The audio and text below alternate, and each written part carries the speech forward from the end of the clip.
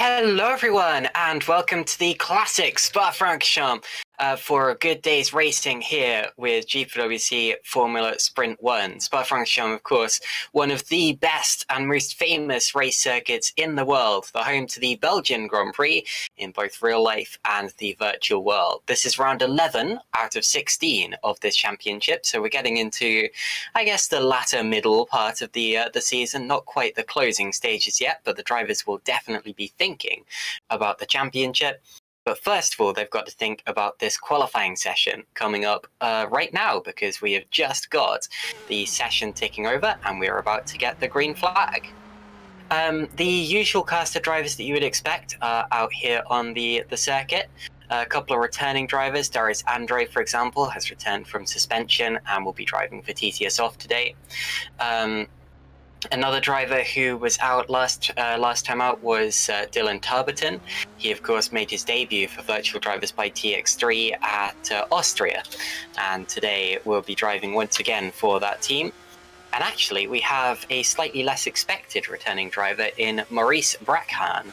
Now, Maurice Brachan, I'm not sure if anyone who's watching today would have been around for that long, but he drove in Super League back in 2017 and actually got a Formula Sprint 1 / Super Cup race victory back in 2016. So Brachan returning to a series that he knows, and after quite a long time away. So welcome back to Maurice. In terms of the championship, obviously the drivers you've got to be looking out for. Tom Stevens won both races last time out and is looking to be launching an attack on the championship. Of course, he's been a contender all the way through this season, especially with that string of 4 podiums that he had early on. But now he is on another streak of 4 straight podiums, 2 second places and 2 victories. So Tom Stevens on an absolute roll right now, and it's going to be tough to beat today. Owen McGorgy is 10 points behind him in the championship after finishing on the podium in both races last time out. And the rest of the top 10 in the championship are Jake Dennehan, Frank Hamming, Moritz Kropp, Amari Watson, Alexander Ragosa, Jason Muscat, Mike Quint, and the returning Darius Andre. Now, this qualifying session is going to be crucial because you don't get that many attempts. You only get a few attempts compared to what you would get at a shorter circuit, because not only do you lose time over the actual lap, with this being the longest circuit on the GPWC calendar, but then of course you have to go all the way back to the pit lane after your lap has finished, and then all the way around the track in order to start another flying lap. That's the same with any circuit, but of course this circuit is just so much longer than some of the others that we've been driving. Last time out, of course, we were at the Hungaroring. Super short circuit, especially compared to Spa. Spa is maybe 40 to 50 seconds longer sometimes, and as such, it takes you longer to get around, and you get fewer qualifying laps. Speaking of qualifying laps, we've got a few drivers out there right now. Stephen Lexo was the first in the first sector, or at least he was briefly until Owen McGorgy came through. And it looks as if Adrian Faber is the first car that is going to set a time. But we're watching Stephen Lexo because he is looking pretty quick in that Nova Sim racing car. Sorry, what was that, Szymon? First car to start a lap was apparently Stephen Lexo. Okay, according to RaceView, it was Adrian Faber, but we shall see. Jake Dennehan now the fastest in the first sector, but plenty of time for that to change. This is a 15-minute qualifying session, as always, and the drivers cannot see each other or interact with each other. They can't give each other slipstreams, they can't hold each other up. It's as fair as you can get for a qualifying session, and it's all just about the individual drivers' talents and potentially timing as well. Hello to everyone joining us in the YouTube chat. A few drivers from other series. We've got Dakar 2, who I believe is Alex Lahoe. Please correct me if I'm wrong there, Dakar, but anyway. And then also Ruben Machete. Good to see you here today as well. Szymon Frelik, of course, joining me in the broadcast room and providing you with the cameras and the stream that you can see. A few laps coming in now. It looks as if Owen McGorgy is top of the times as it stands. and Darius Andre P2. Here comes Jake Denahan, Darius's teammate, and Jake, a driver who went on a real charge in the mid part of this season. Can he reignite that today? Goes 5th as it stands. Championship leader Tom Stevens currently 3rd, but still plenty of time for things to change in this qualifying session, and they almost definitely will, because the track gets faster as the session goes on, due to the rubber being laid down on the road. Over 10 minutes still to go in the session now, plenty of time, and it'll be the last flying laps when we're most likely to see the best laps. Daketu saying correct, that is me. Okay, hello Alex, good to see you in there. I had a decent race with Alex in Formula Sprint 2 the other day. He was a lot quicker than me, but I was able to hold him off for a little while, which I was very happy with. Yeah, good race, Alex. Good GG. Who else have we got? Dave Stroyer 11. That's a name I don't recognize. Welcome in if this is your first time. Saying go Fabian, hashtag team mood. And that is referring to, let me just find him on the sheet, Fabian Ballet, who is currently P23 for virtual drivers by TX3. 2.6 seconds off the pace as it stands. Carter McCorman watching TCS Off Racing, cheering them on. They're both in the top 5 as it stands. That's something to get excited about. They definitely have some pace. And at this circuit, of course, the gaps look bigger than they actually are. So when it says, for example, 4/10 of a second there, that is 4/10 of a second over a lap. But if you think about it, at a circuit like Austria or whatever, that would only be, 2/10 or 2 1/4 or whatever. So in terms of how they actually race against each other, it doesn't mean quite as much as it would at another circuit. And that's why you see those big gaps on the timing screen right now. Over 1/4 of a second between first and second. That looks big, but at any other circuit, that could be 1/10. Tom Stevens currently P2 as well. So, sorry, Darius Andre currently P2, but Tom Stevens up there and fighting. So, still a couple of drivers yet to set first laps. Alexander Ragosa and Federico Russo have both been out onto the track, but are yet to set flying laps. They are both still out on the track, actually. 25 drivers have set flying laps so far. Everyone wanting to get out very quickly and set a banker lap just in case something happens later on in the session. If you have a crash, you can't go back out onto the circuit again. So we will be keeping an eye on any drivers who may be in strife. Fabian Ballet just had a little shunt, but managed to make it back to the pits, so he will be okay to run again. And so will everyone else who makes it back to the pits after their incidents. Carter McCorman saying Reuven currently OP in Formula Sprint 2. Yes, indeed, Reuven, who is in the YouTube chat today, currently just 2 points off the championship lead in GPVWC Formula Sprint 2. Saber Panasenko says go Saber. Yes, well done, cheering on yourself there. Good to see you, Saber. We also have Craig Patterson in the YouTube chat. Craig, of course, announced during the last round that he would not be racing in the Formula Sprint 1 for the remainder of the season. And yes, I have noticed you, Craig. So Craig, who of course was racing in this league for Nova Sim Racing, has decided to step down from that seat.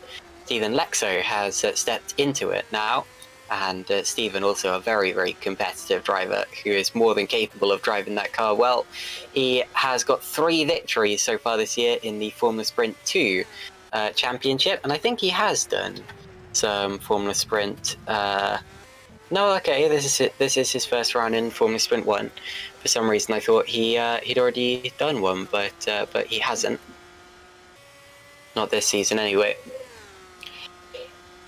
Okay, back to the times. Federico Russo was fastest of anyone in the second sector, could only manage 9th over his lap though.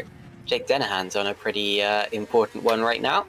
currently in Lecombe. Let's have a look at, actually we're looking at Owen McGorgy, who is improving his own time here. Only by a little, but actually faster in both of the first two sectors, so McGorgy could push this qualifying performance out of reach of his opponents potentially. Barks flying as he flies through Blanchimont. That is a flat-out corner nowadays.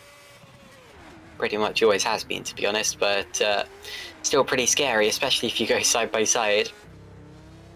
Me and Alex Laho did that a couple of times the other day. And McGorgy does improve, 4 tenths up on the rest of the field. Stevens, a little improvement, goes P2. Gets within Darius Andre's time. Here comes Jake Denahan. This is the lap that I'm really interested in, but actually, his second sector was not good. A long way off Owen McGorgy's time through that. Also, Stevens' third sector was also the fastest of anyone, so a few purple sectors lighting up the timing screens. Denahan, P2. Well, it's the second sector where he needs to find time. That's the really twisty one.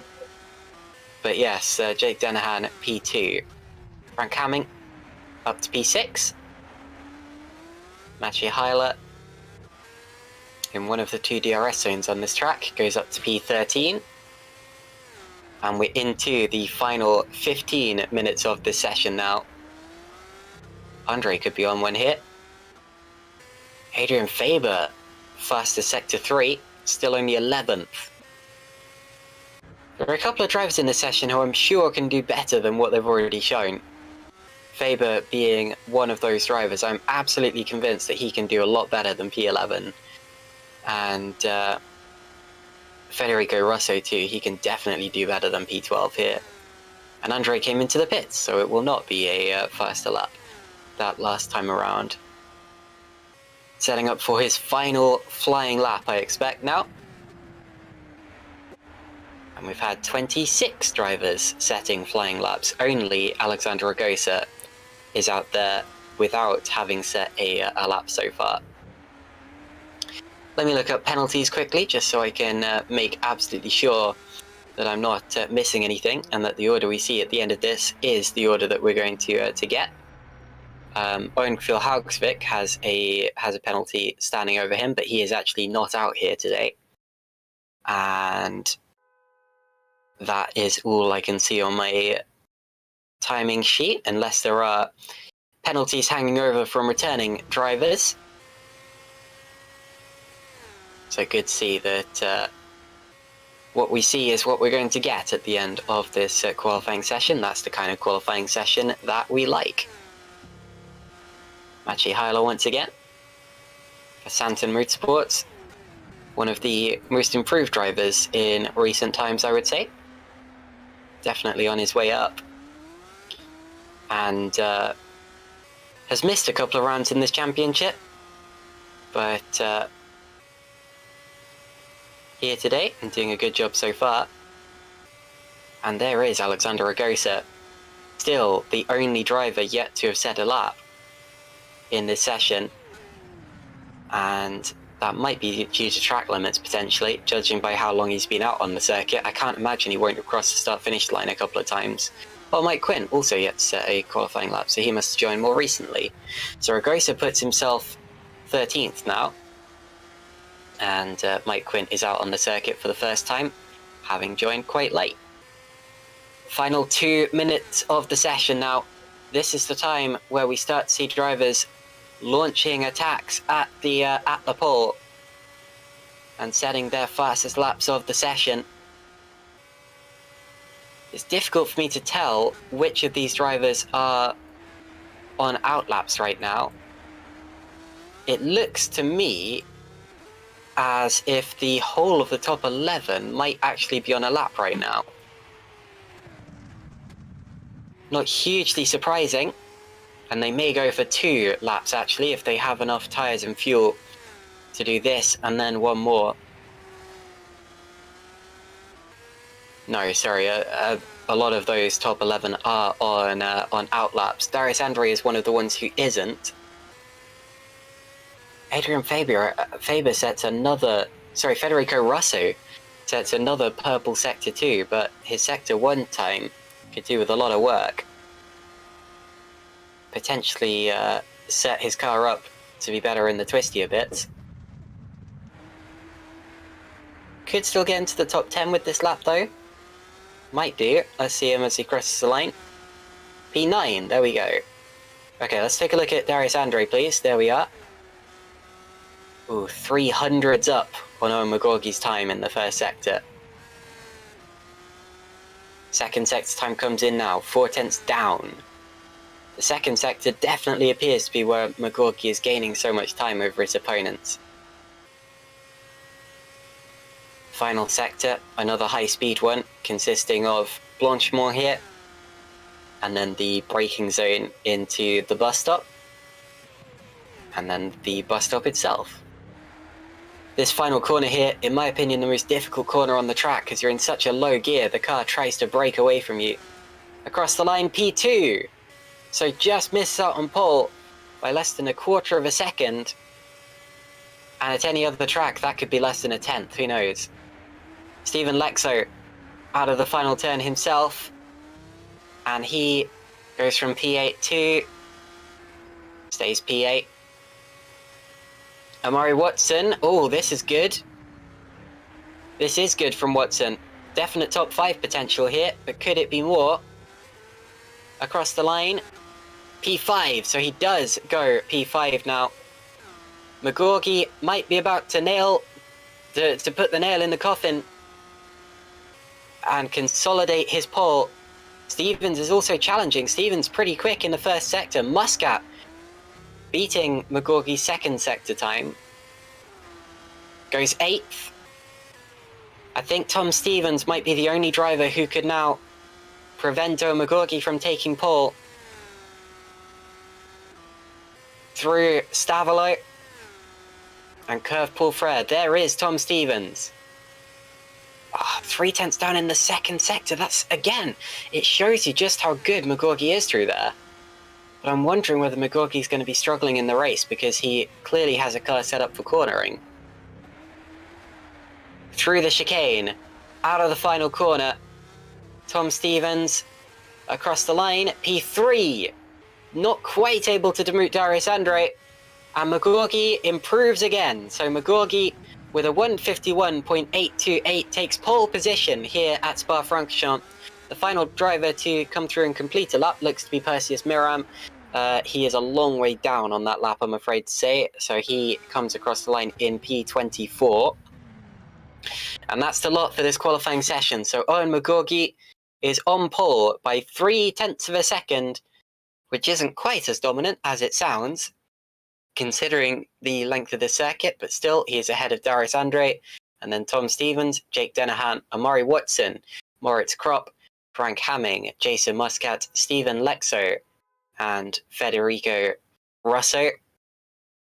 Take note of those times and consider who you think is going to win this race. Damien Kardash, P11, Adrian Faber, P12, then it's Philip Koenig, Alexander Ragosa, Maciej Heiler, Mateusz Ziobinski, Mirko Lucchini, Vincent Gutt, Menno Klont, and the returning Maurice Brackhant.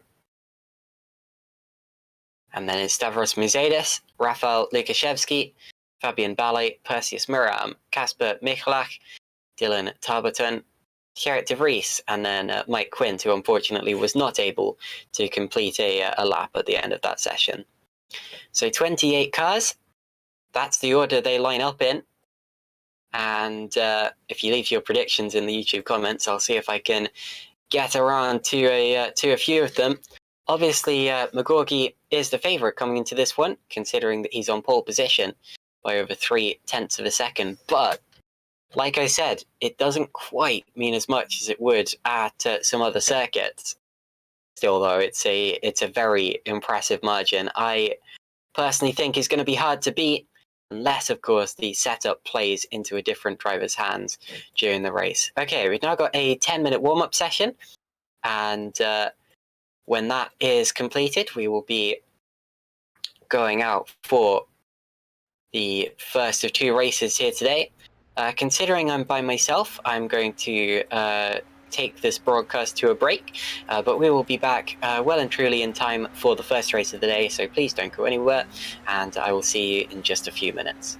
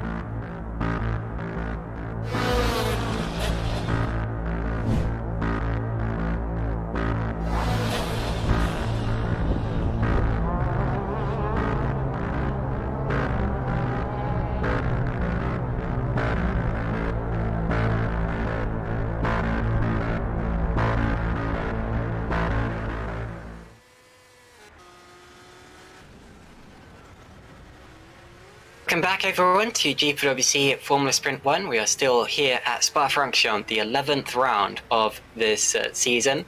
I've been very much enjoying the banter in the YouTube chat as we go to break.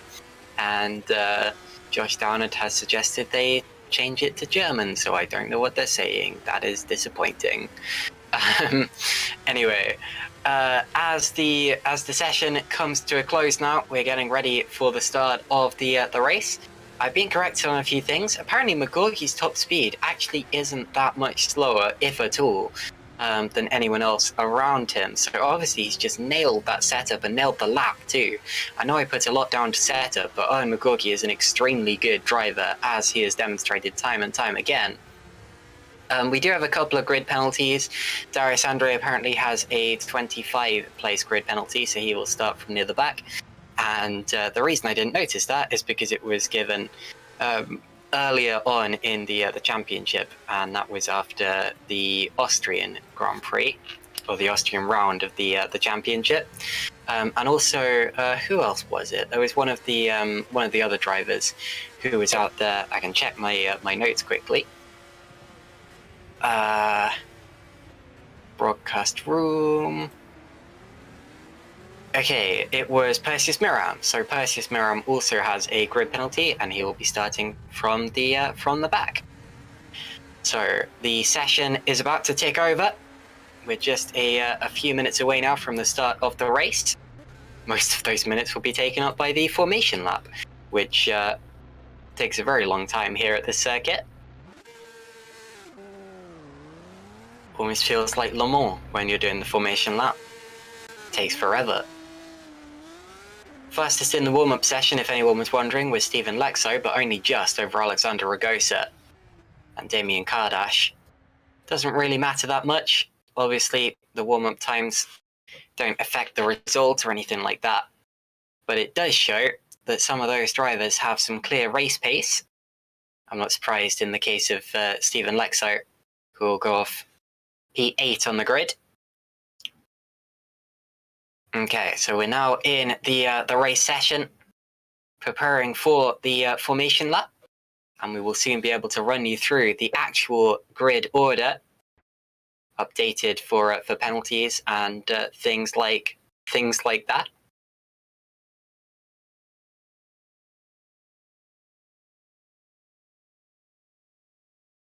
Reading some more YouTube comments. Alex, why did you almost get into a fight with a French dude? Huh. Oh no, okay, no, I've read that wrong. Okay. That's a funny story.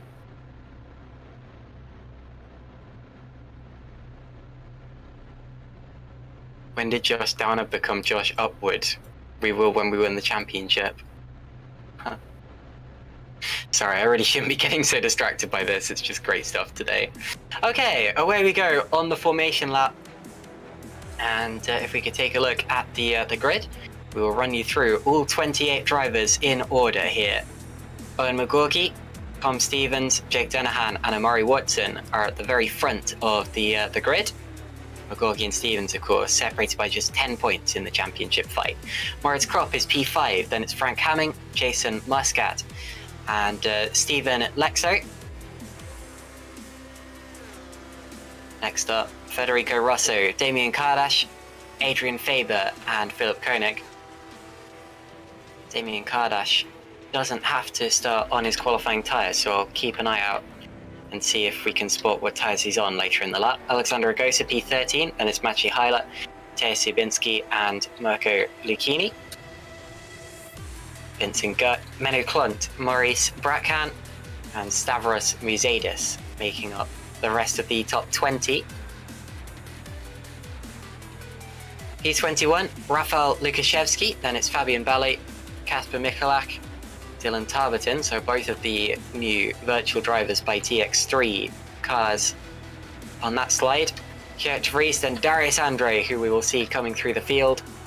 Mike Quint, who failed to set a qualifying time, and then Perseus Miram, who was also hit with a penalty.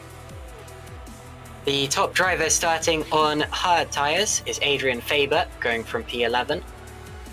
So clearly Damien Kardash has not elected to start on an alternate set of tyres, but that is okay.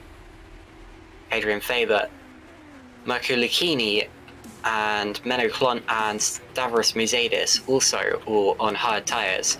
Surprisingly few drivers on hards though, a few more outside of the top 20, Fabian Ballet, Dylan Tarberton. Yeah, usually it's almost a 50-50, well not 50-50, but normally it's a straight split where you have the drivers in the top 10 on softs and everyone else on hards. Today, slightly different, and we will have to see what that means for the race. Obviously the soft tyre is the preferred tyre, especially for the start. Tyre wear not particularly high here. It's one of the lesser circuits as far as tyre wear is concerned. So they should be running for basically as long as they like on those soft tyres. And the sprint race later on will be a very straightforward affair. Tom Stevens very far forward in his grid box here, but obviously if the game registers that as being in, then it's fair. Owen McGorgy, a slightly more traditional angle on his grid box. And here is the final car in place now. So 28 cars on the grid, 5 red lights. There you see Tom Stevens and how out of place he looks. Jake Dennehan also quite far forwards, as is Moritz Kropp. And when those 5 red lights go out, we will be underway for 22 laps of racing here at Spa. And go! Away we go for the first of 2 races here today. McGorgy on the inside line. Stevens gets a slightly better start due to the rubbered in racing line on the outside. Look at Jake Dennehan, they're making it 3 wide for the lead. They're almost rubbing wheels immediately. There's a shunt further back, that's Stephen Lexo getting involved. And up to a Rouge, it looks as if Jake Dennehan is about to take the lead. So Dennehan from 3rd on the grid takes the lead of the race. McGorgy is 2nd, and then it's Tom Stevens in 3rd, and someone else was off in the background there. It looked as if it was someone else from the top 10.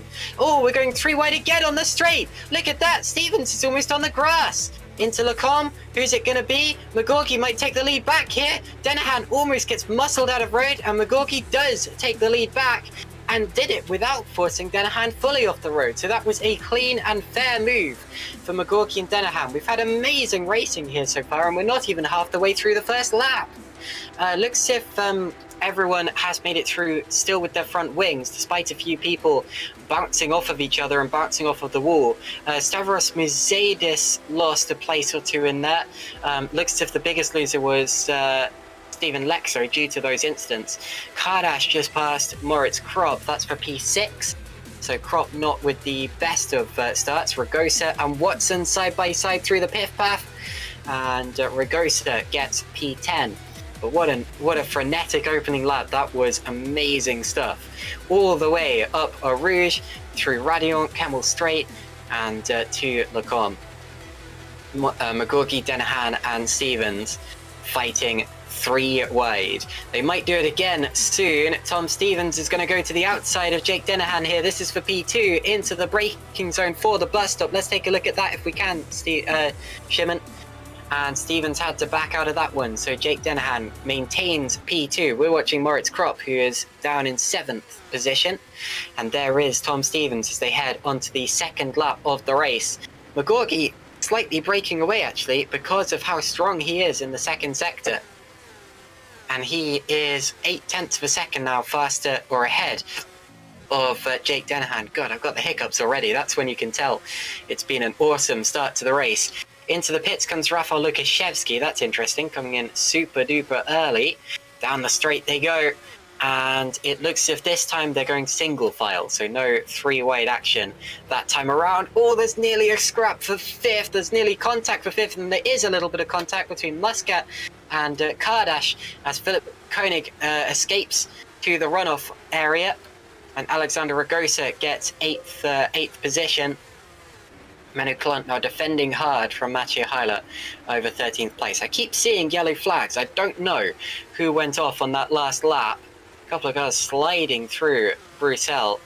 And when Ragosa's off, Ragosa has... Something's happened to Alexander Ragosa, and that's out of Speaker's corner, or Jochen Rindt corner, to give it its proper name, and he's missing his wings. So Alexander Ragosa has had a shunt there, and recovers to the race, but he's going to be a long way down now.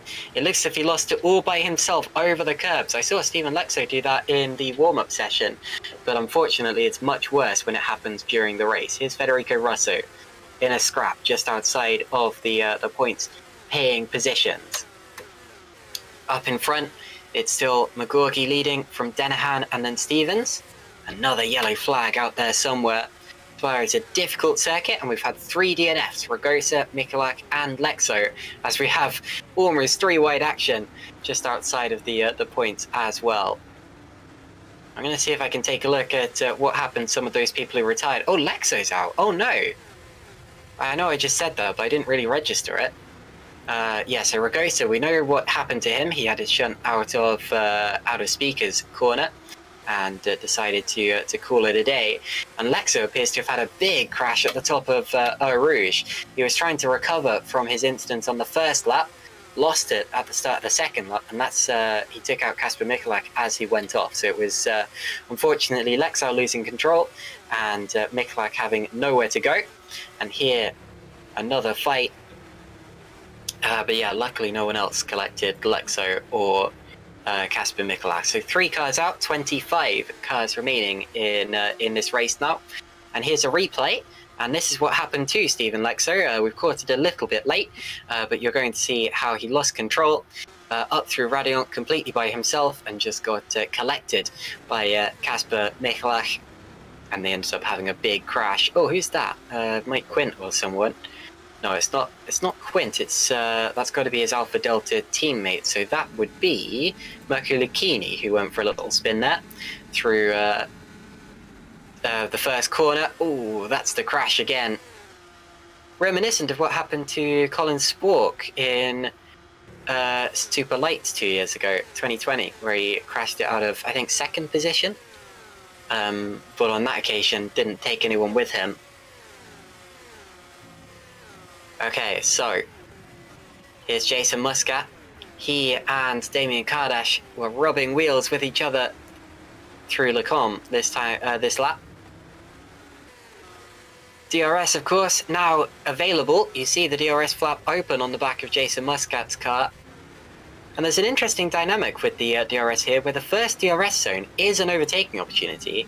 It's the pit straight, so it's between the final corner and the first corner at La Source.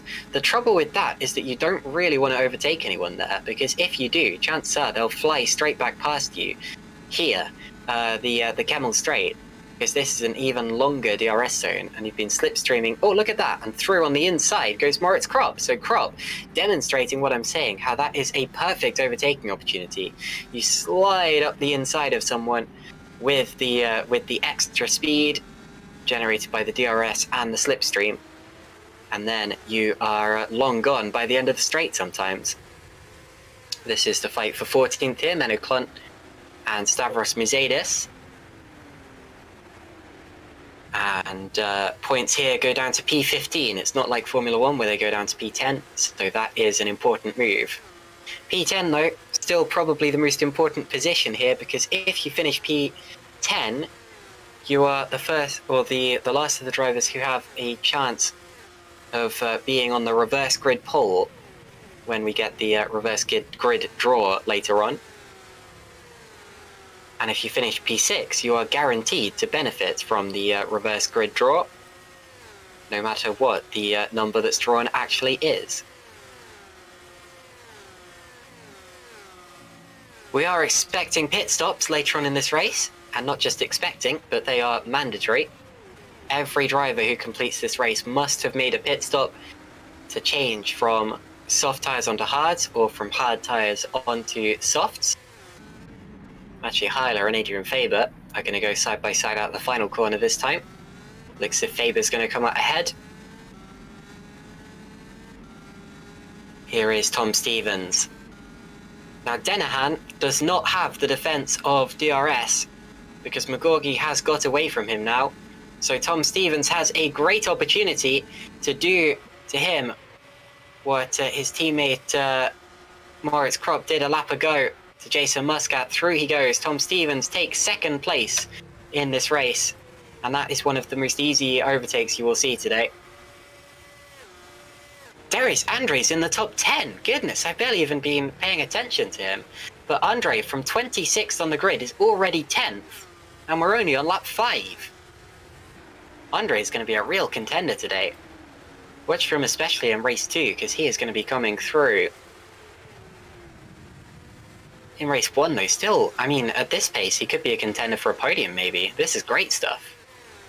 Obviously, the higher up the field you get, the harder the drivers are to pass.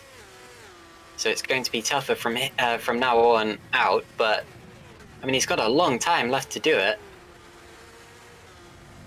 Great stuff from Darius Andre so far. Kept it clean too, that's important.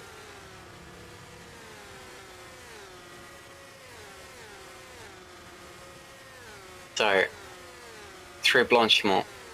Here is Moritz Kropp, and after making a move on Jason Muscat, a lap ago, he's on the back of Frank Hamming, going for it into the bus stop. He'll have the inside for the second part. Good move from Moritz Kropp. DRS goes the way of Frank Hamming though. Is Hamming gonna have a go into La Source? No, he doesn't, and that was a very deliberate thing. He very much could have thrown it down the inside there, but he feels that it's better to get the DRS here and come straight back through. This is one of the reasons why Spa is such a good circuit for racing, is because it lends itself to this sort of back and forth strategic style of battling. And watch this, Kropp is going to be a sitting duck now as Frank Hamming comes straight back past him in a straight line. To the outside, into the braking zone. Oh, Kropp still had the pace and fends him off. Nice.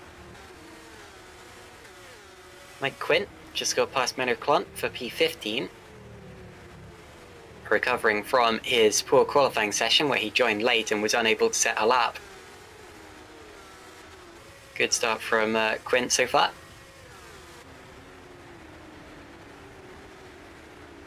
Down through Bruxelles. Then Jackie Ixbocht.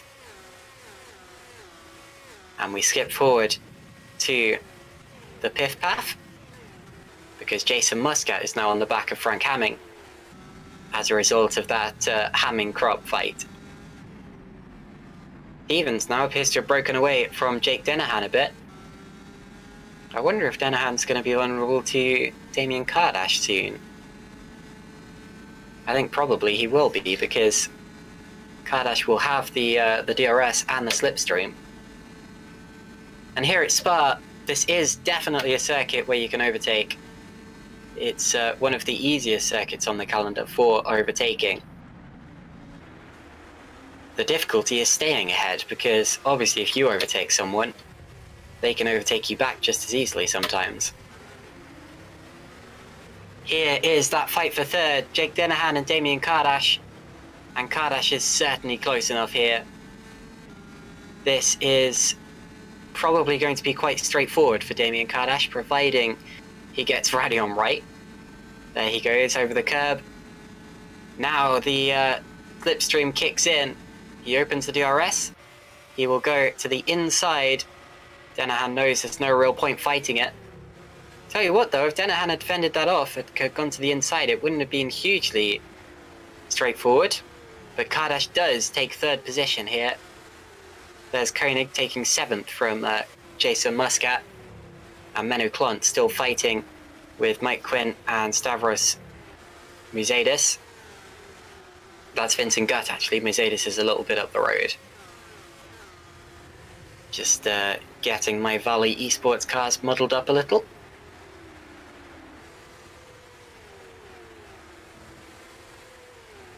We get into the stage where drivers will be starting to think about pit stops.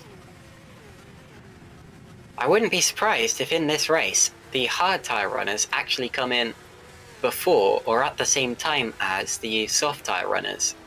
Because as I said earlier, this is not a track where you have to... Oh, Koenig's off! Koenig's had a spin there. He's in the gravel down at Stavolo. Ooh, that's a difficult rejoin. He rejoins just in front of Mike Quint. And Stavros Musadis had to take avoiding action. So here is a replay, as he's just been passed by Quint in real time. But keep watching this this replay now. Did he get a wheel on the grass? No. Wow, the car just broke away. He seemed to do everything normally, but the car was not balanced heading into the corner. How do you make sure the car is balanced when you turn into a corner like that? Tom Stevens is back in DRS range of Owen McGorgy now. He's got away from Damien Kardash, and with that freedom, he's allowed himself to put pressure on Owen McGorgy. Has the DRS open down the straight. Here's Watson and Andre. So Andre picking off another victim. Very much feels like he's the hunter in this race, and I can guarantee he will be really enjoying this. 2 in 1 straight. Great stuff from Darius Andre. He got a mega run there, and he's picked off both Owen Watson and Jason Muscat in one go. As Koenig gets straight back past Mike Quint now.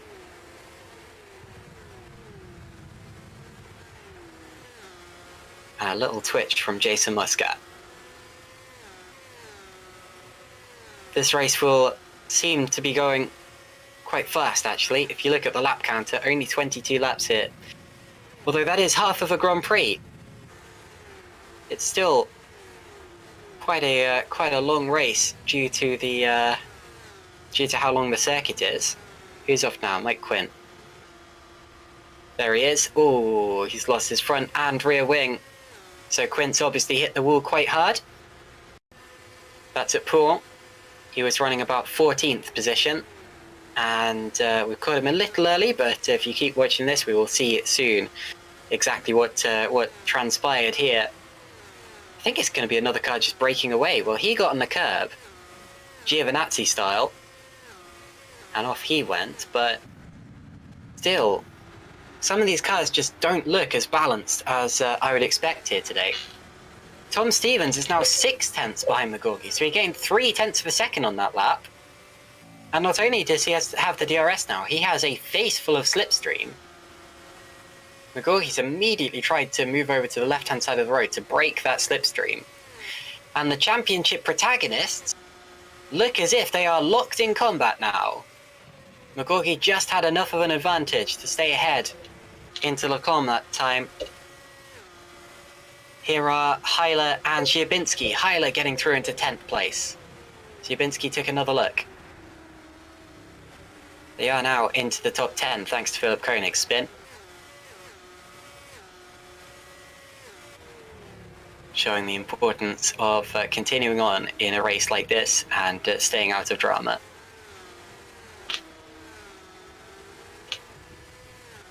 McGorgy is in the second sector of the circuit now. This is where he really needs to put the hammer down, because this is where he was faster than Stevens in qualifying. So this is where he can benefit. So going back to what I was saying earlier, before Koenig had his little spin, I was talking about tyres and how I wouldn't be surprised if the hard tyre runners actually pit earlier or at the same time as the soft tyre runners, and that's simply because they know that the soft tyres are the best tyres to be on, and you don't really have to worry about wearing them too much unless you come in super early. So I wouldn't be surprised if some of the drivers who started on hard tyres, not that there were many, would decide now to come into the pits, put on soft, and run those for the rest of the race and just not have to worry about strategy anymore. The drivers on softs will have a better judgment of how long those soft tyres can last, because they will be watching it happen in real time, and they will try to leave it out as late as they can and come in only when absolutely necessary. Tom Stevens is within half a second of Owen McGorgy coming onto the straight this time. This is his best opportunity yet. He gets the DRS, and just like on the first lap of the race, the leaders are going side by side up towards Lecombe. Stevens gets it even before the braking zone. McGorgy has a twitch and goes off. So McGorgy runs wide, bounces over the sausage curbs, and he might soon be under attack from Kardash, and that's Andre fighting with Frank Hamming. But yes, Tom Stevens has the lead for the first time since the first lap of the race. Good stuff from Tom Stevens there. Here's Koenig, fighting with Musadis. That's over 13th. Koenig should theoretically be faster. He's on soft tyres, and he was running in the top 10, but had that spin. But will he wear out his tyres? Does he have gravel on his tyres? It's probably all cleared by now, but still. McGorgy... Oh, and who was that? Someone else. Faber. So Adrian Faber has been off. I just saw him quickly to the inside of the road. He's done the same thing that Ragosa did earlier on, although luckily, with less catastrophic of an outcome. He did hit the wall. It was with the right rear suspension. But still has his wings about him. Outside of the points now, though. So that puts Menno Klont up into 15th place. 10 laps already done. And it's Tom Stevens leading by 1.6 seconds from Owen McGorgy, who is now under pressure from Damien Kardash. This is the fight for second in the race. Moritz Kropp is P4. And into the pits comes Jake Dennehan. So Jake Dennehan coming in from P6. And puts on the hard tyres. And we are very nearly at the halfway point in this race. The next lap will be the halfway point. So Dennehan in, Koenig in, Vincent Gutt is in. The pit window is open now. And Andre passes Hamming on the straight. Darius Andre is in the top 5. Oh, who's that? Something big just happened. Maciej Heiler. So Heiler, who had been running a very good race, has crashed heavily. He's still trying to run it down the straight, but that is a big crash. Now, he was fighting with Amari Watson. Oh, come on, Maciej. I'm sorry, but you've got to park that, mate. Here's a replay. He was fighting with Watson, and what you're going to see is he's going to open the DRS while trying to overtake Watson, while trying to jink out of his slipstream, and he's going to lose control due to the loss of downforce. There it is. Oh dear. And now he's out of the race. So Maciej Heiler, unfortunately, has become the 4th retirement here today. So 24 cars remaining. And 23 of those will be on the lead lap once Maciej Heiler drops off that. And that was a big shunt. Do any of the leaders pit this time around? Stevens stays out. And into the pits comes Damien Kardash. So he has decided not to fight McGorgy on the road. He wants to do it via strategy. More yellows out there somewhere. And Gerrit de Vries has joined the retirement list. Gerrit de Vries was running about P15. And appears to have just pulled off and stopped. That's interesting. I didn't see anything wrong with his car. So maybe a technical issue for Gerrit de Vries. Back onto the road goes Damien Kardash. Kardash comes up behind Menno Klont, but here, traffic doesn't matter as much as it does at some of the other circuits. If you can pass them quickly with the aid of the DRS, it can actually be a bit of an aid. More cars in the pits. There's Ziobinski. You can't really see him through the catch fencing. What's he doing? I think Ziobinski's had a technical issue at the end of the pit lane because he has stopped with his control seemingly locked to the left. So I think Ziobinski has had a wheel disconnection and he has now retired from this race as well. That was about as classic a wheel disconnection as you can see. It's a good job he stopped and didn't go bouncing off that wall on the inside of turn 1, because otherwise he could have completely blocked the pit lane exit.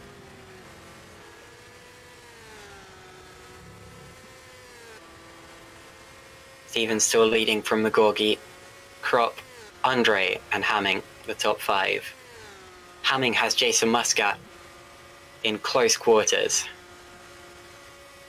3 seconds between Stevens and McGorgy. After qualifying, I don't think many people would have expected that at this stage in the race. But into the pits now comes Owen McGorgy. So the question now is what he can do on his second set of tyres. Darius Andre comes in now. And you can see by how little time there was between McGorgy entering the pits and Andre entering the pits, how fast Andre has been in this race so far. He has been absolutely brilliant. Not the fastest driver out there, because Damien Kardash currently has the fastest lap, but in terms of pure potential, I think Darius Andre has been one of the best in this race. Kardash, meanwhile, trying to pass Menno Klont down into turn 1. Oh, and into the back of him goes Andre. Sorry, not Andre, that was Jake Dennehan. So Andre comes out just behind Frank Hamming now.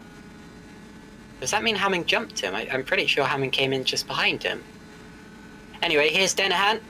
Oh, he's going to get boxed in there. Boxed in between Klon. And look at that. He's on the grass. They're 3 wide. Damien Kardash on the outside. And an awesome double overtake from Jake Denahan. Goodness me. I know it seemed rather straightforward because it was all done in a straight line with the DRS, but I tell you what, that was very nerve-wracking, and that could very easily have been a big crash. Denahan did a good job for it not to have been a big crash. Philip Koenig fighting with the Valley Esports drivers. Stevens now leading by 5 seconds over Moritz Kropp. Both of those drivers yet to stop, but it is temporarily a knock-turn 1-2. Here's a replay. And this is of Philip Koenig, Owen McGorgy coming out the pit lane. And it looks to have been very close between McGorgy and someone else. Who's... Oh, look at that. Looks as if one of the HGP drivers decided to go to the right-hand side of McGorgy's car so as not to risk coming together with him on pit entry. Of course, you can't do that in real life because there's all sorts of mechanics, as Moritz Kropp comes in, all sorts of mechanics crowding around the pits, and you'd probably murder several people if you tried that, but luckily in sim racing they aren't there, so you can go to the right-hand side like that. Muscat and Kropp both in the pits, and Kropp gets going ahead of Muscat. Let's see where he is as he exits the pits. McGorgy's gone through. It's going to be close with Denahan here. Denahan's going to have the run. Damien Kardash right with him, so Kropp does come out ahead of Denahan, but Denahan will have the run down the straight. And Darius Andre is almost with them. Here we go. Jake Denahan to the left-hand side. This could end up being the fight for third in this race. It is the fight for third on track right now, but Denahan goes through. So Denahan takes the position. And behind them, it's Kropp, Kardash, and Andre.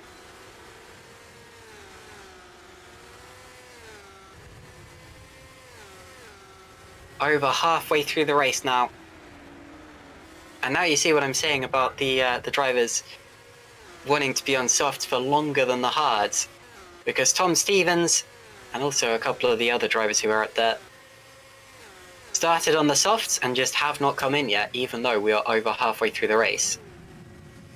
Maurice Brackhan is another of those, briefly in the top 10. Rafael Lukashevsky also yet to stop, although he is on the hard tyre. And there is Tom Stevens from the lead of this race. His margin was about 23 seconds.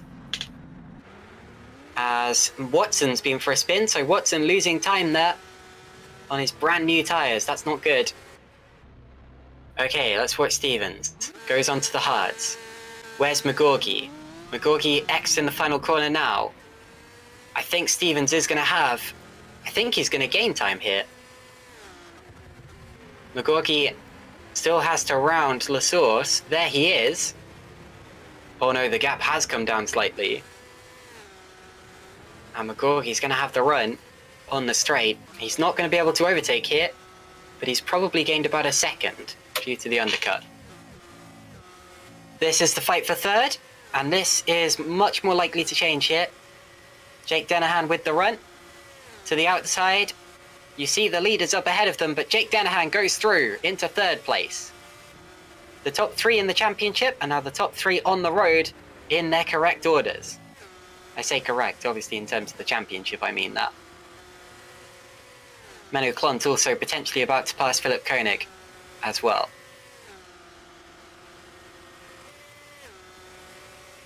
Damien Kardash still with the fastest lap of anyone. He is also gaining on the Kropp-Denahan fight hand over fist.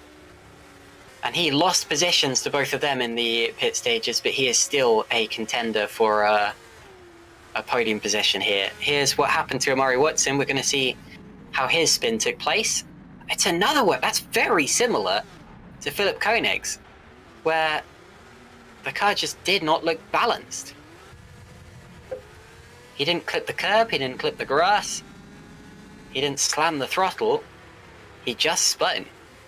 It's almost like when you low side on a motorbike and you're like, what happened? Anyway, Maurice Brackham, now the top driver out there, yet to have stopped.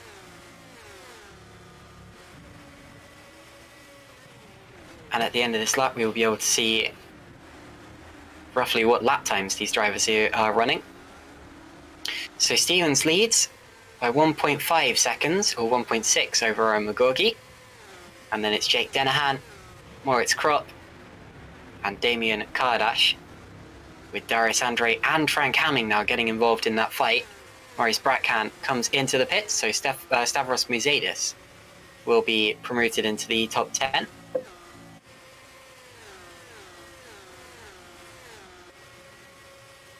Someone on my Discord server must be watching along because they've just commented the word spinny. I think that's probably in relation to how sorry, I'm getting distracted. Yes, that's probably in reference to how Murray Watson just had his spin there and dropped to 9th position. He's running now. Just 6 laps to go. We're into the latter stages of this race. 21 drivers remaining. Been a little bit of a race of attrition. You'd expect that at Spa.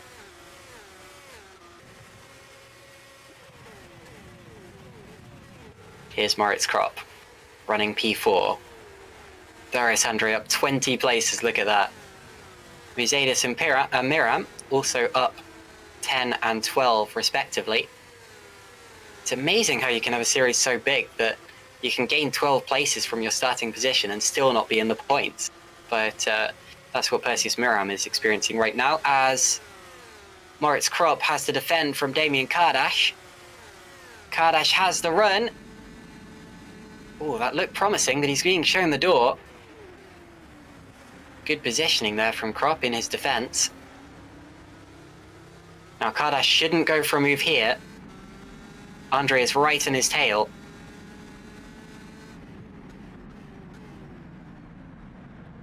Into La Source they go. Out of La Source. Who is going to benefit the most on this straight? Will it be Kardash? Will it be Andre? Will it be Hamming? They are all there. They all have the DRS. Does Kropp have the DRS from Dennehan in front of him? Yes, he does. He opens it now, so Kropp still just about has DRS from Dennehan. Here comes Darius Andre and Damien Kardash. Kardash is on the inside. Andre slides. Andre runs over the massive sausage curbs, which I very much think they should remove, and loses out to Damien Kardash. That was a close one. Very nearly gained 5th position. To be honest, he hasn't really lost anything in the overall positions, though, because he was 6th already. Here's Clont up the inside of Vincent Gutt for P11. The gap for the lead has now come out again to 2 seconds, so Stevens still just about faster than Owen McGorgy and getting away. What a fight this is for P3. The podium is absolutely going to go to 3 drivers who deserve it today. Dennehan and Kropp, Kardash, Andre and Hamming all in contention for that 3rd spot, but only one of them can have it. There are the gaps, all of them separated by less than a second from the car in front of them. Awesome graphic. Sparks kicking up. Drivers getting face falls. 5 laps remaining, including the one that we are on now. Here we go. Kropp a little slidey into that corner there, putting on an all-wheel drift midway through La Source. Although all-wheel drift's nowhere near as detrimental as kicking out the rear would have been. Yellow flag out there somewhere. And we're going to see some more side-by-side action down the straight this time. Kropp has the DRS. Getting closer to Dennehan. Is he going to launch it? Not yet. Andre behind though. Does. This time takes the inside, and Kardash is going to have to give that up. Kardash runs off the road, and Darius Andre takes 5th. Darius Andre up to 5th position. Kardash defends from Hamming and spins. Can he save it? He does. It's a good save, but he loses 6th. It looks as if he was distracted by Frank Hamming in his mirrors. Hamming poked the nose out.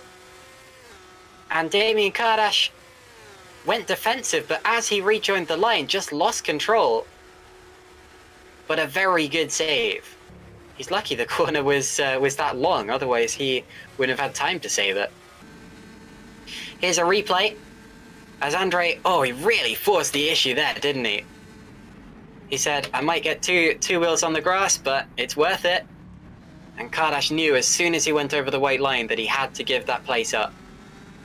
Now we're going to see that save. Awesome car control from Damien Kardash. And good stuff from Hamming not to run into him as well. 4 laps remaining. Moritz Kropp running 4th, only just on the tail of Jake Dennehan. A bit of a gap forming between them and Darius Andre behind. But knowing Darius's pace, he could still catch them. Heading up towards Radion. Once again, we're going to see some side-by-side action potentially. I think Andre might be under pressure here from Hamming. Well, first of all, here's Kropp. Thinks better of it. And actually, no one deciding to go side by side that time. Probably not quite close enough.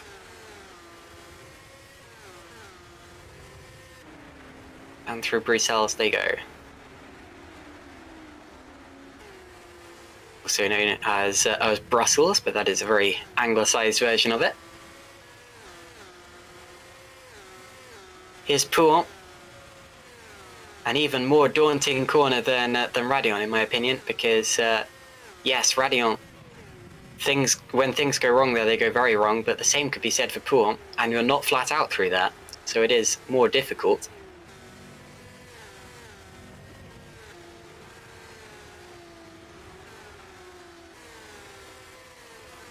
Federico Russo and Murky Lucchini are having a good scrap over 19th place.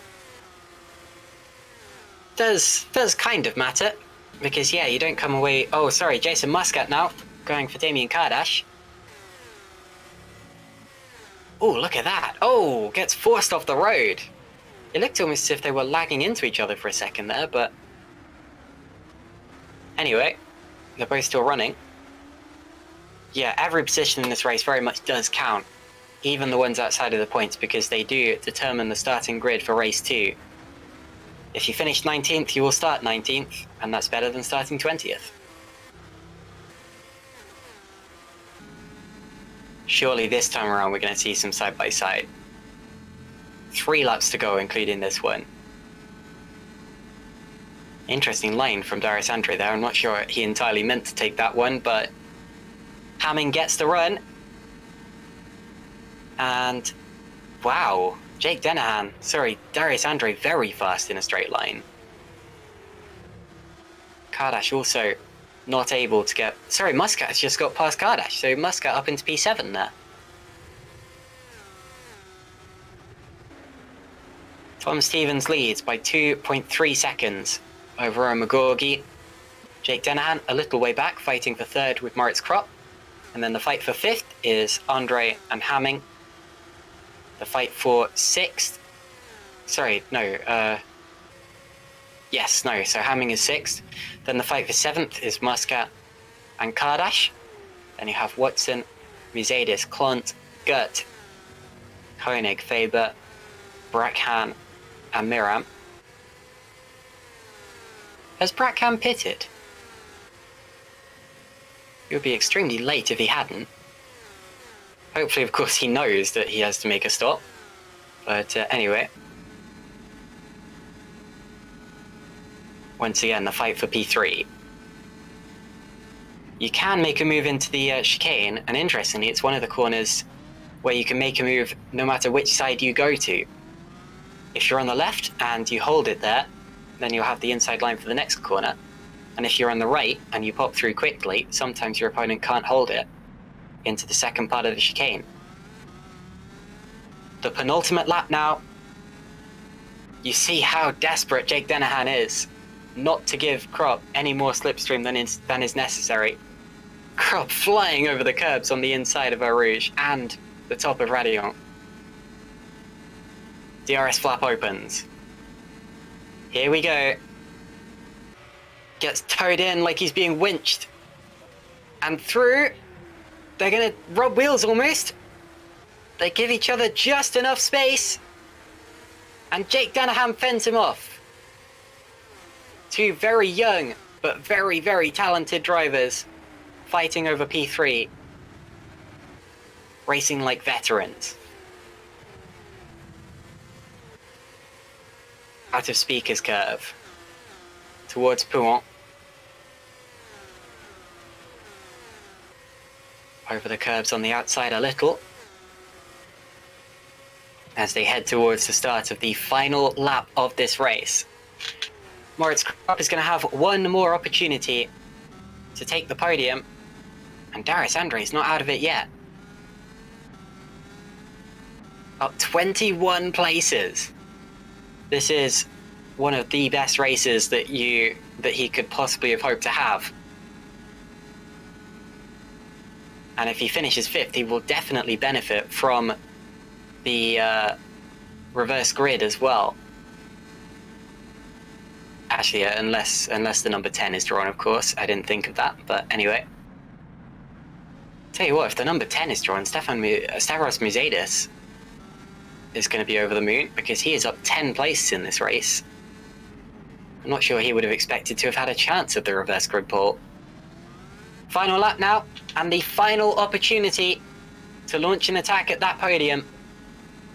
It's all going to come down to the Kemmel Straight this time around, I feel. I don't know if Moritz is close enough. He may be under attack from Darius Andre. Here we go now. The DRS flaps gaping, but I think they're going to stay in the same order. They do.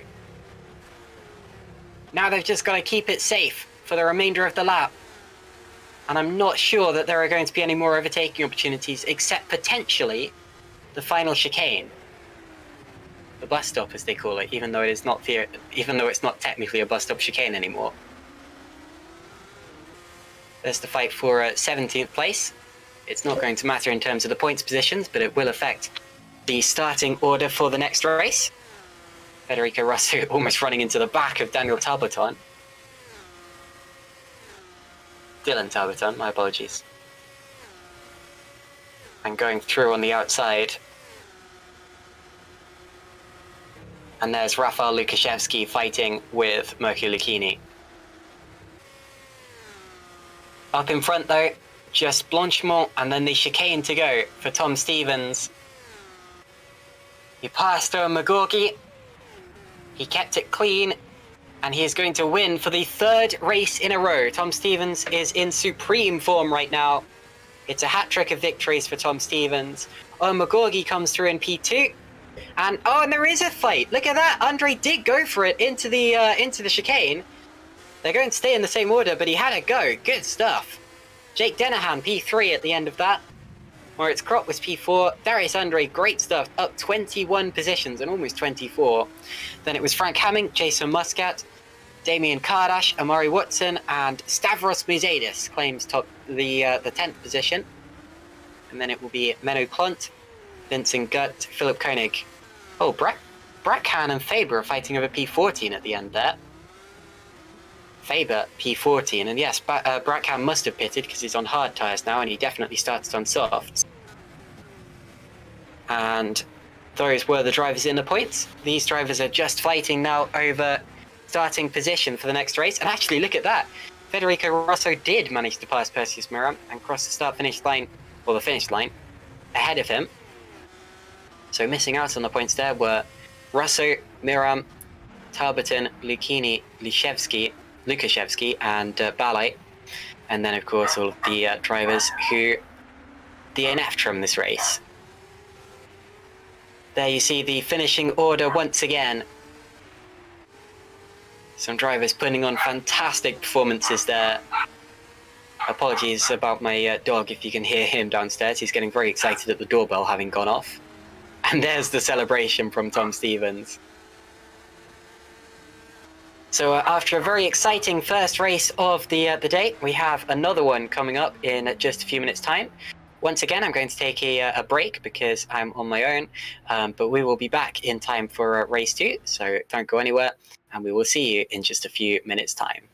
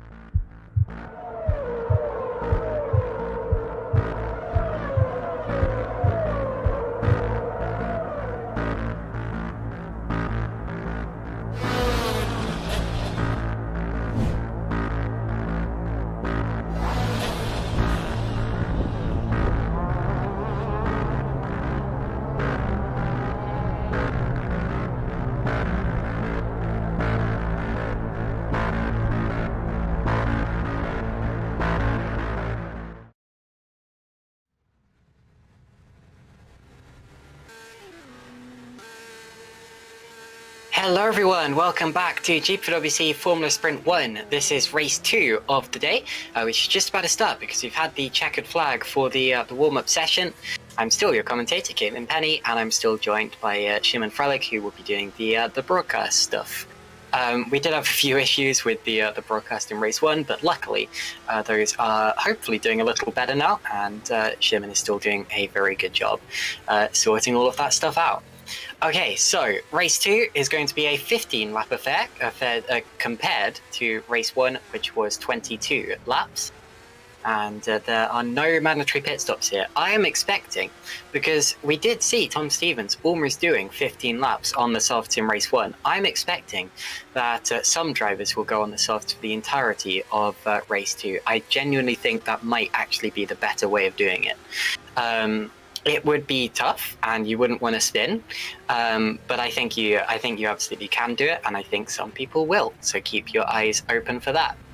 It is a completely free choice of tire. You can start on either the hard or the soft. Doesn't matter where you finished in race 1. Doesn't matter what tires you were on when you finished race 1. Doesn't matter where you qualified. You are allowed to use whichever set of tire you feel comfortable on, and that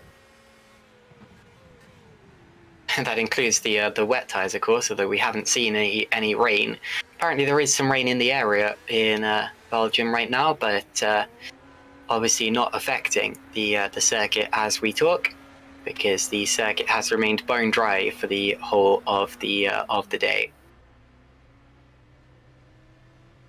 Forecast says 90 minutes. Yeah, well, the race is going to be over by then, so you don't have to worry about the weather too much. Okay, top of the times in this warm-up session was Jake Dennehan by almost a second. So Dennehan absolutely flying here, but there were far fewer drivers who set competitive lap times in this warm-up session than in the first one. I think everyone just needed a bit of a break after the first race there, and I'm not hugely surprised. 22 laps of Spa is it's going to take the wind out of you potentially. But anyway, the reverse grid number is 7, so that means Jason Muscat is going to be starting from pole position for the second race, and I personally think he can win it. It's going to be tough because obviously he's got some extremely competitive drivers on his tail, including, of course, Darius Andre, who will see this as the continuation of his recovery drive. And then, of course, you've got the race 1 winners or the race 1 contenders just behind him. But Jason Muscat, race 2, of course, it's always about racecraft. It's always about not necessarily who's the fastest, but who races the best against their opponents. And Jason Muscat is extremely experienced with that sort of thing. He's been racing in GPVWC for over a decade, and he knows how to race. So I expect that he is going to be a real contender, even though he is theoretically slower than the 6 cars starting behind him. Again, make sure you leave your predictions in the YouTube comments so that we can come back to them and see who is who's right and wrong. Apparently we're just waiting for someone. The game not playing ball for a couple of drivers, I think. Looks like Dylan may have dropped out, but he is attempting to come back. Dylan Tarberton, that is. And hopefully he can, but yeah, we are losing a bit of time here. And he's back. Okay, so we do have all 28 drivers who are set to start this second race. That's impressive, actually. Sometimes people have technical errors or technical issues or something, or they get too annoyed by an accident in race 1 and they just don't attempt to start race 2. But this time we've waited for Dylan Tarberton, and as a result we have all 28 drivers who started race 1 who will be starting race 2. I'm a little worried about Mateusz Jabinski, of course, because he had that wheel disconnection in race 1. And if that happens again, obviously that would not be very helpful. Same goes for Gerrit de Vries. I'm not sure what took him out of the race, but it didn't appear to be an accident, so I assume it was something technical. He would have just given up then, because he had a chance of scoring points. Anyway, we shall see. We have all 28 drivers out there, and we are about to get underway for the formation lap in just under a minute. And then we can run you through the grid, which is exactly how they finished in race 1, but with the top 7 drivers reversed, meaning the driver who finished 7th will be starting 1st, the driver who finished 1st will be starting 7th, and all the drivers in between will also have the results similarly swapped. Of course, that means that the driver in 4th place will be starting 4th, so it doesn't really affect them that much. They just have the faster drivers behind them instead of in front of them this time. 15 laps may not sound like that much. It is the shortest race on the calendar as far as laps go, but it is still going to take quite a lot of concentration, and it's still going to be just as long as any other FS1 sprint race. And away we go on the formation lap. So let's take a look at the starting grid, and you can see where your favourite drivers are lining up.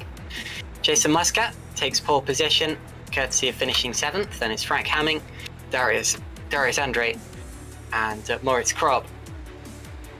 I think the two most likely to win it on that slide were Jason Muscat and Darius Andre. Then we have Jake Dennehan, Owen McGorgy, and of course race 1 winner Tom Stevens. Can he make it 4 wins in a row? Damien Kardashev is P8. Then it's Amari Watson, Stavros Musadis, Menu Klont, and Vincent Gutt. All of these other drivers starting where they finished in race 1. Philip Koenig, P13. Then it's Adrian Faber, Maurice Brackham, Federico Rosso. Brackham doing a decent job to score a point on his return to GPVWC. Then it's Perseus Muram, Dylan Tarberton, Mirko Lucchini, and Rafał Lukaszewski. The final driver to finish in race 1 was Fabian Ballet, so everyone else was a DNF, including Mateusz Szybinski, Gerrit de Vries, and Mike Quint, who will line up 22nd, 23rd, and 24th. And then we get the other DNFs, Maciej Heiler, Alexander Ragosa, Kasper Michalak, and of course Stephen Lexo, who was very fast, but possibly too fast because he lost control through Radion and caused a crash with Kasper Michalak. That is how they line up, and in just a few minutes time we will see how they will look at the end of the first lap of the race. There you see the tyres. Jason Muscat has gone for the soft tyres, and no surprise there because Muscat is extremely good at conserving tyres while still pushing. In fact, most of the drivers going for softs. The hard tyres are held by Hamming, Andre, Dennehan, McGorgy, Klont, Faber, and then a few other drivers towards the back as well. And they are going to struggle at the start of this race because the soft tyres will have the traction off the line, and they will also be faster in the early stages and better for overtaking. I expect that Hamming and Andre will probably drop back at the start. It's going to be later on in the race where they might come into play. But it's risky because if the soft tyre runners are too far ahead by that point, then there's not really much they can do. Muscat to the grid now. Going off of pole position. It's a position he's been in many times before in his multi-force car. He's yet to win a race this season. His best result was 3rd in race 1 at Silverstone. But he has pole position, and he knows that the 2 drivers starting behind him are on theoretically slower tyres and might not be able to challenge him in the early stages. If he gets mugged off the line by Frank Hamming though, that could really change things. Could hold up Muscat. It could bunch up the field. Stephen Lexo's in position at the back. Here come the lights. And when these 5 red lights go out, we'll be underway as we are now. Away we go. Muscat moves across. He's going to try to get to the racing line as fast as he possibly can. Andre is up the inside and gets 2nd place by the looks of things. Now up the straight, we're going to see some more movers and shakers. This is how it usually goes on the first lap of the GPWC race at Spa.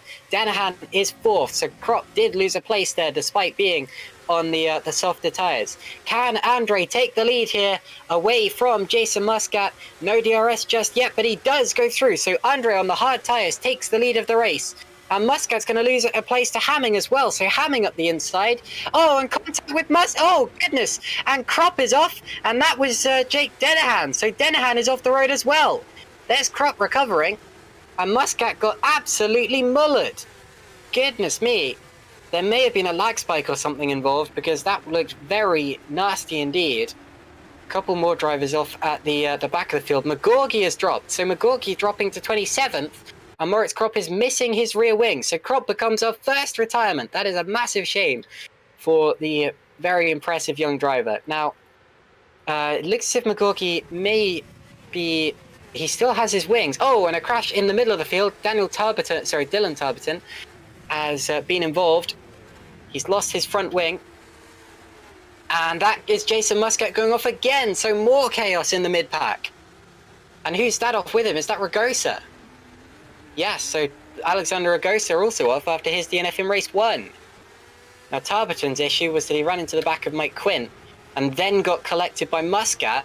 And Muscat was then hit by Ragosa. Wow, Muscat has super been in the wars in this first lap. The thing that finished him off was contact with Kasper Michalak.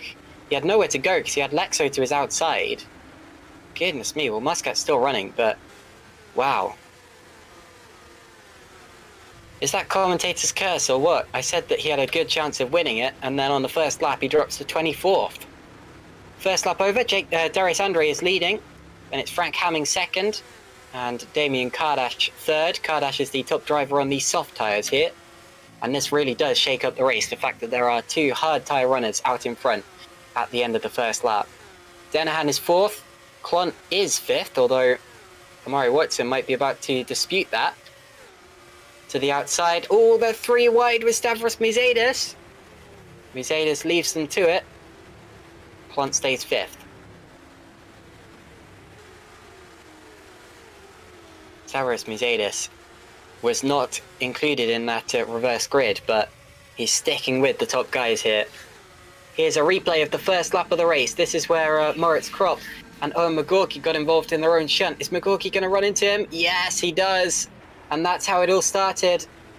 Now, I don't know necessarily whether that was McGorky's fault. I couldn't see whether anyone ran into the back of him. It could have been a massive chain reaction there. Well, we're going to see it from this angle. If no one ran into the back of him, then I'm afraid McGorky has something to answer for that. He had Tom Stevens and Damien Kardash for close company. Oh, it was all by himself. And he's absolutely skittled Moritz Kropp, Jason Muscat, and Jake Denahan off the road. And it was Tom Stevens I saw recovering because Kropp was actually further back and had lost his rear wing by that point. So that is the first lap incident. You see it from Tom Stevens. He was not involved. Oh, he was! He was! My apologies. I sincerely apologise to Owen McGorky there because Tom Stevens did hit McGorky from behind. And that was not Owen McGorky's fault. My apologies. It really was just a massive chain reaction. And Menno Clont had a big slide there. Great save from Clont. Oh, and a big slide as well from Stavros Muzeidis. He's now down to 9th place. So Faber up to 7th, then it's Gut and Bracken. It's ironic that Tom Stevens triggered that incident, considering it was his teammate who got off worst from all of that. Ragosa and Michalak are now out of the race again. That seems very familiar. Watson slipstreaming his way past Clont. Clont should have been easily clear of Watson that time around, but he made a mistake coming out of La Source. Gut has just passed Faber for P7 as well. The gap for the lead now is second between Andre and Kardash. Although Kardash on the faster tyre and will start to reel him in soon. So Kardash has got past Hamming, hasn't he? So Kardash up to P2. Now, I want to see what happened to Ragosa and Michalak. Ragosa, of course, I saw him without his front wing after he ran into the back of Jason Muscat, trying to avoid some of the carnage. He did not go any further than that. He pulled off the road and stopped, as there's Philip Koenig on the back of Stavros Muzeidis. Kasper Michalak was also somewhat involved in the incident, but didn't appear to pick up too much damage, so I think he's probably had a further incident somewhere else around the lap. No, he had a disconnection, so Michalak unfortunately out by no fault of his own. 25 cars remaining in this race now. And Darius Andre is actually about to lap Rafał Lukaszewski, who had to come into the pits. Stavros Muzeidis. Oh, and wide there goes Bracken. And Tom Stevens is about to pass him. Stevens, who was badly held up by that first lap incident that he potentially caused. Going up the inside. P12 for Tom Stevens now. It looks as if his winning streak is going to come to an end. Even so, 3 wins on the bounce in Formula Sprint 1 is extremely impressive. Muzeidis going for P8. That's Adrian Faber he's fighting with. And goes through. It's relatively straightforward on the straight, but still just as important to move. And he's made it stick. Steven Lexo up 10 positions from the start. The biggest gainer so far, no real surprise there. And someone is off the road, and that looked like... It wasn't Bracken, it was actually... That was Lukaszewski. So Lukaszewski off the road, he was being lapped, and I do hope he hasn't come into contact with any of the leaders. I'll have a look at that quickly, but yeah. Off the road and in the wall, and becomes our 4th retirement from the race now. His teammate Brackhand's still running. It looks as if Lukashevsky just pulled off the road and retired.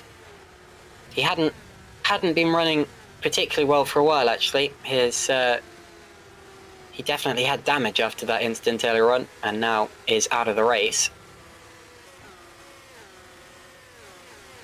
Okay. Kardash has not been able to gain on Darius Andre that much, actually, this lap. Their lap times were about the same, and actually Kardash was a little wide into the chicane that time, so I think Andre probably gained on him. Darius Andre with the fastest lap of the race so far. And if he wins this race, he will absolutely be the driver of the day, because yes, he had a penalty, but he did that on a different day. So today he has done everything absolutely right to finish P1 in P5 in race 1. And I'm speaking way too far ahead of time, considering that we aren't even... Well, we are now a third of the way into race 2. No, we're not even a third of the way in, because it'll be at the end of this lap. But it's certainly looking very good for Darius Andre here. Adrian Faber not able to get back at Stavros Muzeidis that last lap. Tom Stevens still down in 12th position. The championship leader losing points here, although not to Magorgi, because Magorgi is still outside of the points in P20. A very bad opening lap for the championship contenders. Magorgi, yeah, currently P20 out of the 24 drivers who are remaining in this race.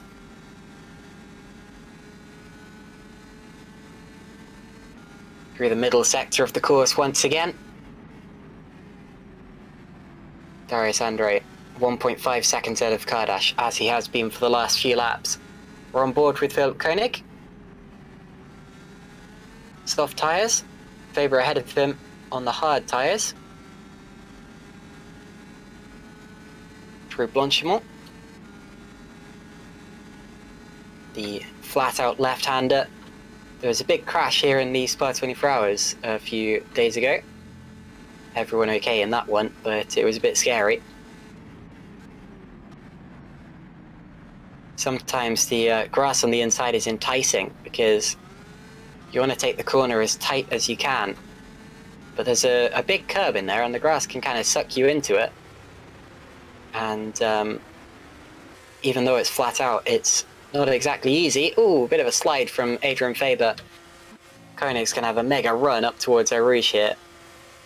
Might actually do him good to back off, because then he'll get DRS. Now and Koenig's being forced over the inside of Radillon. Federico Rosso is going to get involved, trying to get into the top 10. Faber defends. That's Koenig on the outside. Rosso might follow him through. And Koenig runs wide and loses it. So Koenig, for the second race in a row, spins around. But this time he's found the barriers. Rejoins. Oh, not safely. He's off the wall. Oh, goodness. Big crash for Philip Koenig.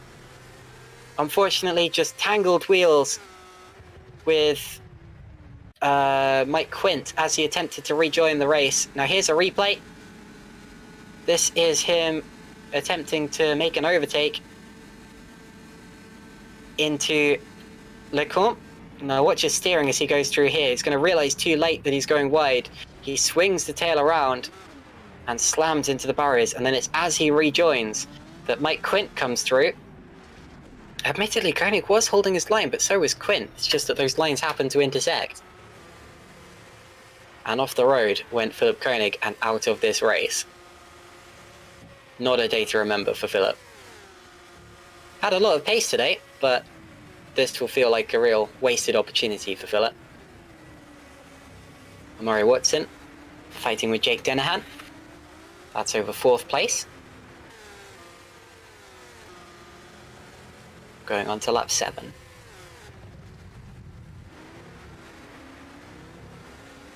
Through the source they go.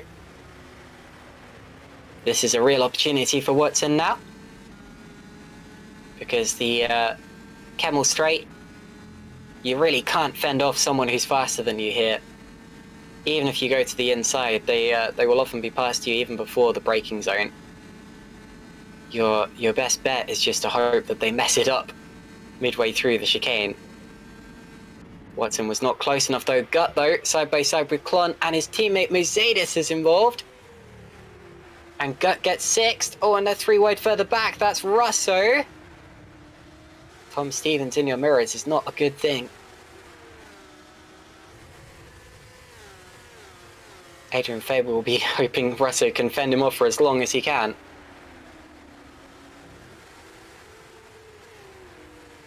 A couple of drivers swapping places outside of the top 20 as well. Russo still on the back of Faber. Let me check the YouTube comments quickly while we're waiting to see what will happen next time they go onto the Kemmel Straight.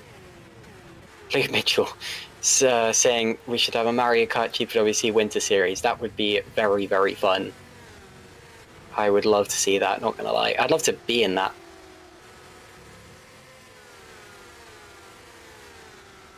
It would probably be one of the only GPWC leagues I could be properly competitive in, but anyway.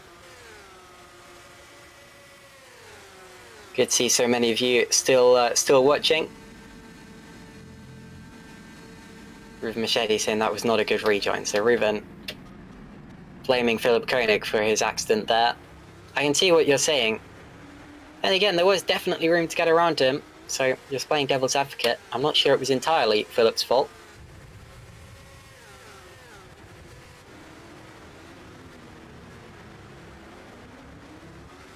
And comments on the lap 1 incident. Tom looking to go deep in there and Owen moving equals someone's death. Yeah, it was what you should expect when you get some very exciting,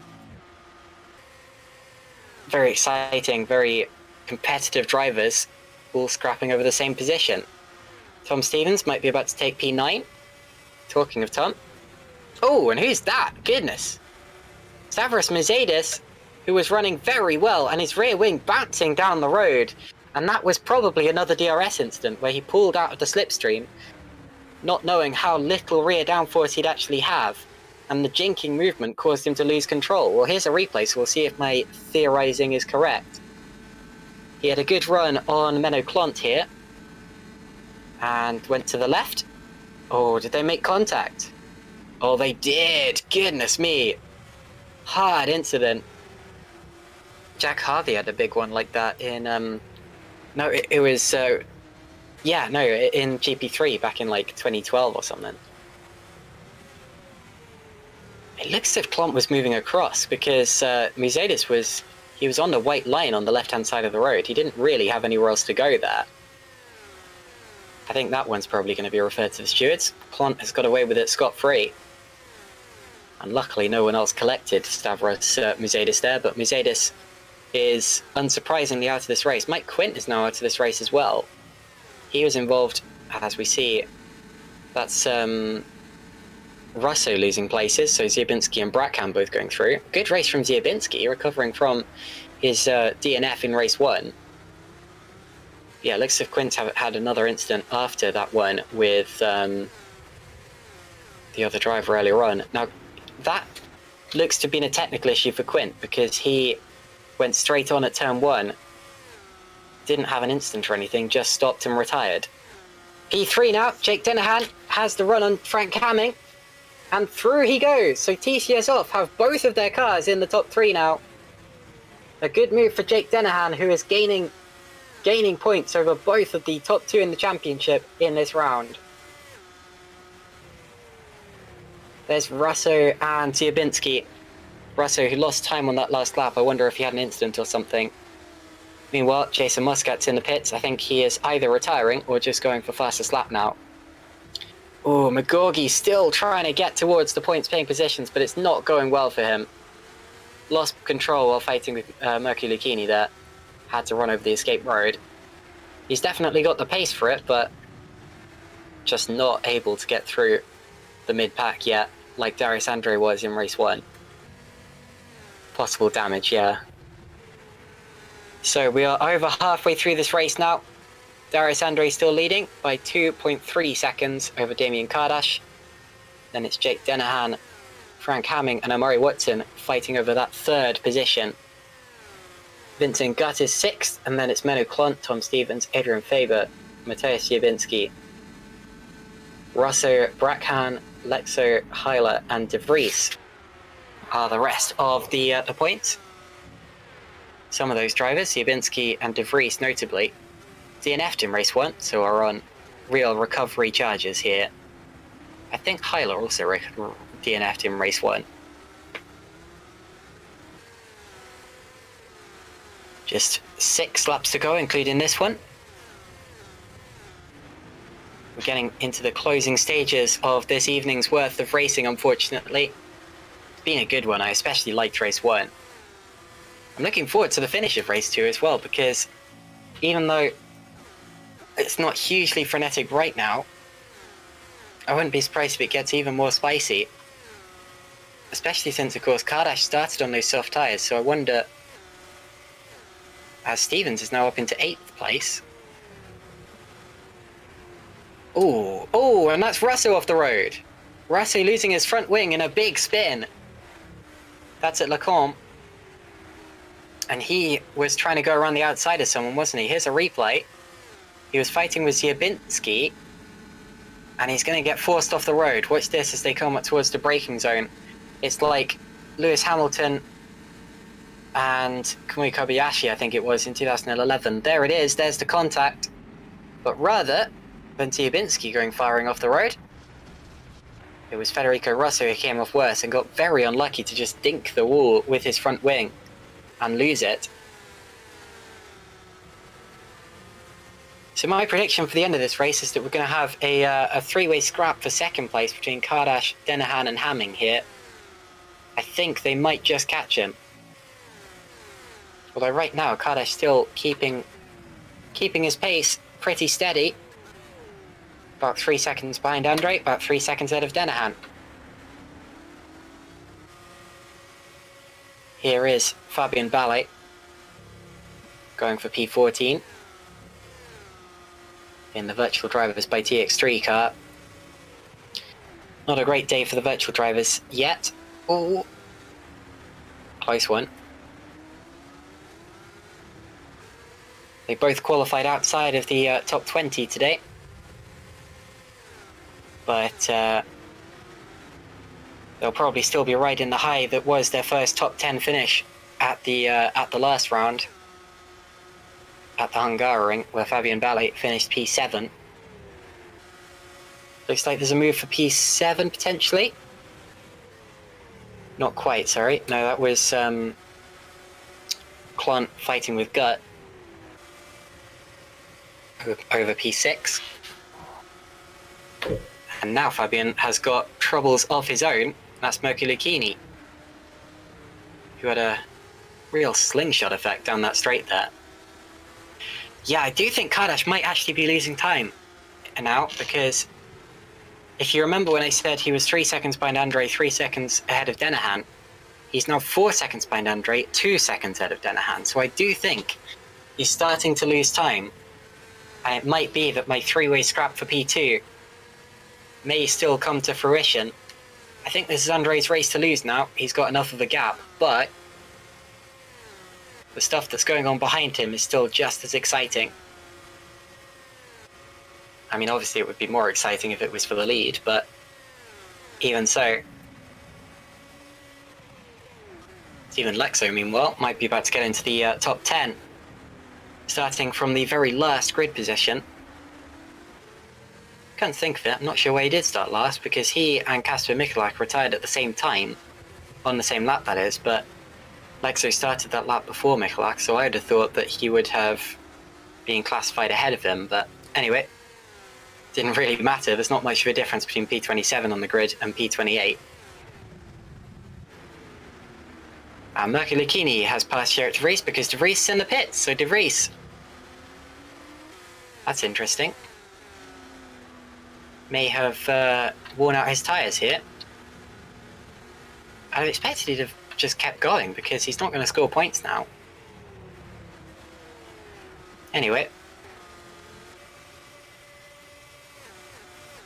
Ziobinski behind his teammate Faber, and then Stephen Lexo still trying to get into the top 10. Nearing the end of this race now. 1.7 seconds the gap between Kardash and Denahan for second.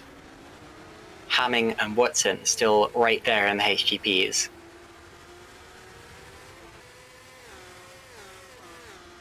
And there's Maurice Brackham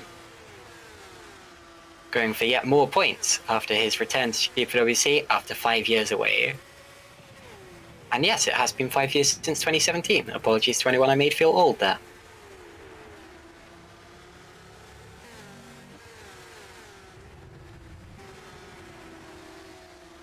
Let's check some more YouTube comments while I'm waiting for them to get around to Le Combe. Right now it seems Le Combe is the only place where things actually happen, but I guess that's Spa for you. The rest of the track is just trying to keep up. David Yunt says, just I noticed the valet car's up in the top. I should have looked away, but no, you get... Oh, and Stevens going for gut now. And Stevens is up to P7. To be honest, Stevens wasn't even on my radar there because he was so far behind Gut last time I looked, but obviously still with the pace here. And every point that Stevens claws back is a point that Denahan can't gain on him. Oh, there's a fight. Ziobinski, Lexo, and Brackham. Brackham with the very smiley looking helmet. Should be racing for smile power with a helmet like that. Stevens being retaken by Gut, so he had the curse of being ahead going onto the Camel. And Stephen Lexo is now up into the top 10. A fantastic recovery drive from Stephen Lexo here. Makulakini, P15. This lap and 2 more to go in this race.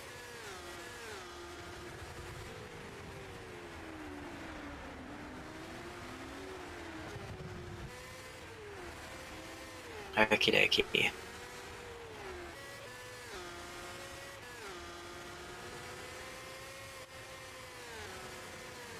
A lot of drivers commenting on the incidents that we've seen in this race. Yeah, we have seen a little bit more clumsy driving than in race 1, although you sometimes see that in race 2. The drivers may be getting a little mentally tired. It's unfortunate, but it can happen.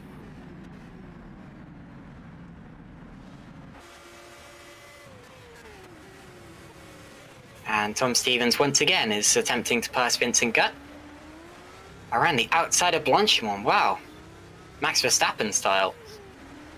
I was a little behind there, but so you guys probably saw that before I did. But yeah, Tom Stevens there, great move on Vincent Gut. The only trouble is, once again, he's going to be ahead of him heading onto the Camel Straight, and that's not really where you want to be. You want to be ahead just in general, but not right ahead. Coming out of Radiant. Denahan has got DRS from Damien Kardash for the first time in this race, but is there enough time? Is it too late? Kardash definitely dropping back now. Denahan probably has more grip left in his tyres. But Damien Kardash has the position for the time being. There's going to be one more lap after this one, so one more run down the Camel Straight. Fabian Ballet still fending off Makulakini.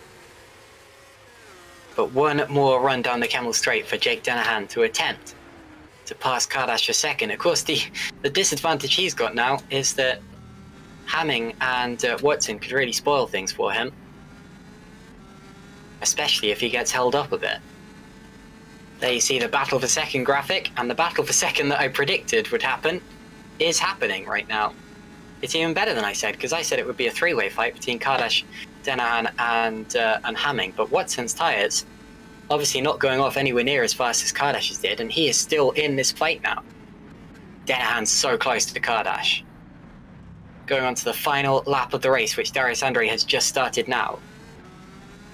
Andre is 6.5 seconds in the lead, but the fight for second is going to go right to the wire. Into the source. No one would dare go for a move into there. There'd be a sitting duck down the camel.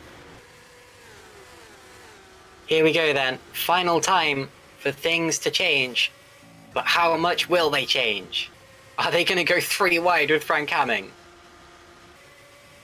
And Denahan chooses the left-hand side. And he's going to be through well before the braking zone. Oh, and Hamming! And he hits Damien Kardash, who pulls across. Maybe thought he was clear when he wasn't. And Hamming gets third. I'm very glad he wasn't taken off in all of that. And there is a move for P9. So Stephen Lexo gets P9. Brackham might be about to get P11. And hung out to dry. That was very risky there, as Kardash attempted to cover off Hamming, but did it too late. They made contact. Kardash hit the wall. And somehow wasn't also mugged by Amari Watson. Watson must have had a bad exit to the source, maybe. Watson attempting to pass Kardash now, could still get P4 for the remainder of this lap. Up towards the bus stop, maybe an opportunity. Here is Darius Andre now. I think Watson is going to have a go at Kardash this time around. You're watching the leader as he comes up towards the bus stop chicane. Watson, meanwhile, is almost on the outside of Kardash, but Darius Andre, what a race, what a day for him. He started P26 in race 1, and now he wins race 2. Amazing stuff. Here is, so we've already, second, oh, and there is contact, and around, and Watson's going to wait for him. So Denahan was second, then it was Hamming, and, oh, that's a bit of a mess, isn't it? So Claude's gone through to 4th, Watson 5th, but he did not give the place back to Kardash. So Watson is still vulnerable to a penalty, and he's also lost those positions that he didn't need to lose otherwise. So it was Andre first, then Denahan, Hamming, Clont, Watson, Stevens, Kardash. A little bit of final lap clumsiness coming out the final corner. Vincent Gutt was P8, then it was Steven Lexo, great recovery from him. Adrian Faber, P10. He's now 3 wide with the 2 TCS off cars up through Radion, all celebrating their drives. Then it was Schiabinski, Heiler, Brackhand, Lucchini, and Ballet rounding out the top 15. And here is the instant. No, that's after the finish. Here, oh. Okay, so this is what happened on the straight. Goodness me, Kardash didn't touch the wall. Good save. Meanwhile, there's a lot of crashing going on after the finish. That's not supposed to happen, but anyway. Adrian Faber's just been for a roll on the Kemmel Straight. And here's what happened on the final lap between Watson and Kardash. So this is really confusing here. So Watson goes to the, takes a look to the outside. Kardash is much slower through there though. Watson punts him on the exit, then pulls over to try to give the place to him. Then Clont and Stevens both go through. They both pass Kardash. Clont also passes Watson, just finishes ahead of him. But Watson does not give the place back to Kardash. Instead, he just gives up the places. Gives up a place anyway. I wonder if he's going to argue to the stewards that he gave up 1 place and that's the only place that he would have gained otherwise. I'm not sure it works like that, but anyway. There are the 2 TCS off racing cars celebrating their 1-2 finish by crashing into each other after the finish. It's been an awesome day for them. And Darius Andre is my driver of the day because yes, he did incur a penalty, but that wasn't today. So today he's done everything correctly and has come away from it with a 5th place and then a 1st place despite starting all the way back on the grid. Amazing, amazing stuff. Here is a run through the order once again. There you see the top 10. And we're going to show the calendar after this, but there you see some of the drivers who missed out on points. Owen McGorgy, no points in race 2 versus Miram, Kierat Vries, Federico Rosso, Jason Muscat, goodness me. And then Dylan Tarberton was the final car who finished and failed to score points. And there you see the DNFs as well. Okay, well, while you look at the calendar, I'm going to bring in the first of our interviews today. It's going to be the Italian Grand Prix next. That's on the 7th of September, so you have to wait a little while for our summer break. Who should we speak to? I can't even remember what happened in race 1 now. Goodness. Okay, let's speak to Omagorgi. Okie dokie. Owen, do you hear us? I do. Good stuff. Okay, well, we'll start with the positives. Race 1 went well for you. I know you're probably quite annoyed right now about what happened in the second race, but like I said, race 1, P2, not bad. Yeah, it wasn't bad. It definitely could have gone worse, as you can tell by race 2. But yeah, I tried something different with the fuel, knowing that I was leading and I had good top speeds, and I put almost all of it in for the start. So I had a really short pit stop, which did help me in the pit stop, but I lost too much time after Tom overtook me. I made a mistake because he started braking a bit early for Lecom when he just as he overtook me, but that's on me. I just locked the rears a little bit. But then yeah, the front left started going and going just because of how heavy the car was, and I thought I was going to pit lap 12, and then I made a mistake going into the bus stop, and I went too deep, and there was no point in trying to get into the pits because I would have cut the line. So I stayed out and managed to lose about a second and a half on that lap, and yeah, did the pit stop. I was 1.7 seconds behind Tom, and then I just slowly went up, and well, yeah, I came P2. Indeed, you did, and that was your third podium in a row, so you're on a little bit of a roll. Unfortunately, it's the same person who's finished ahead of you all 3 times. Tom Stevens is so quick, isn't he? What do you think you've got to do to beat him? Well, first of all, not get punted. Yes. By him, and I don't know. I'm doing as much as I possibly can, especially in practice, because I usually when I practice I do mainly quali, and for Spa I did like about 3/4 of it was race running, and then suddenly I do the best qualifying of my season. So and then I was slow in the races, for my standards at least, and yeah, I don't know what I can do to beat him really. Ironic, but yeah, you were very fast in qualifying. Okay, well, now we have to talk about the elephant in the room. I assume, from what you just said, that you blame Tom Stevens for that race 2 collision. Yeah, I mean, at the time, I didn't really know, because I thought I had a repeat of last season where I just decided to start braking late and killing everyone in the braking zone. But Josh engineering me was like, no, he hit you. And I looked back at it, and yeah, he definitely hit me. Like, I can't say Yeah. anything else. I was ahead, fully ahead. He wasn't alongside, and I I was right behind Moritz, start braking a bit early, and then he decides to try and go around the outside of me and misjudges the braking, I guess, and well, punts me. And hopefully this time when I do report him, because I'm definitely reporting him, hopefully it actually goes in the favour of me, which it hasn't done in the past 2 times that I've reported him. Which I don't want to say anything like Ooh. the DC's rigged, but it feels that way against me. I don't know, because well, that Hungary one was dodgy, where he illegally gained time on me. If they say he didn't illegally overtake me, which in my eyes he did, he definitely illegally gained time and lost me a position because I left him. Spicy. We've got a Rosberg Hamilton style fight on our hands here. Well, thank you for speaking to us, Owen.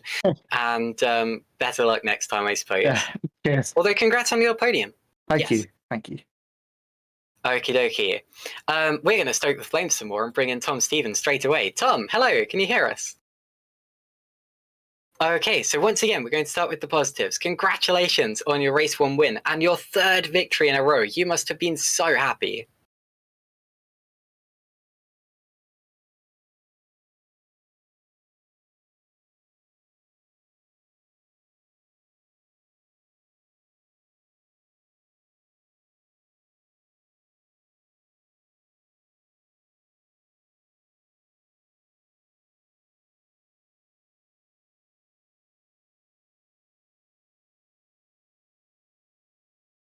Absolutely. So you had to strategy your way to that win. You were not necessarily faster than McGorgy in qualifying, and you were behind him in the first stint.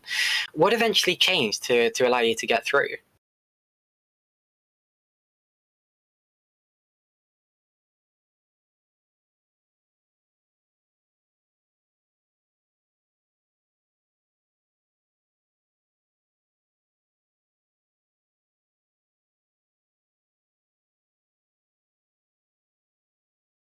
Yes, indeed. Anyway, so that is your third victory in a row. You're on absolute form. Unfortunately, race 2 didn't go quite as well, did it? Now, Owen blames you. I would like to hear what you say about that.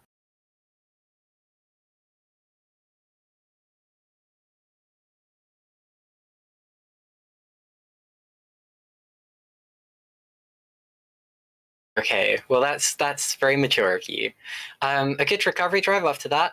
I bet you weren't expecting P6 after what happened. Yeah.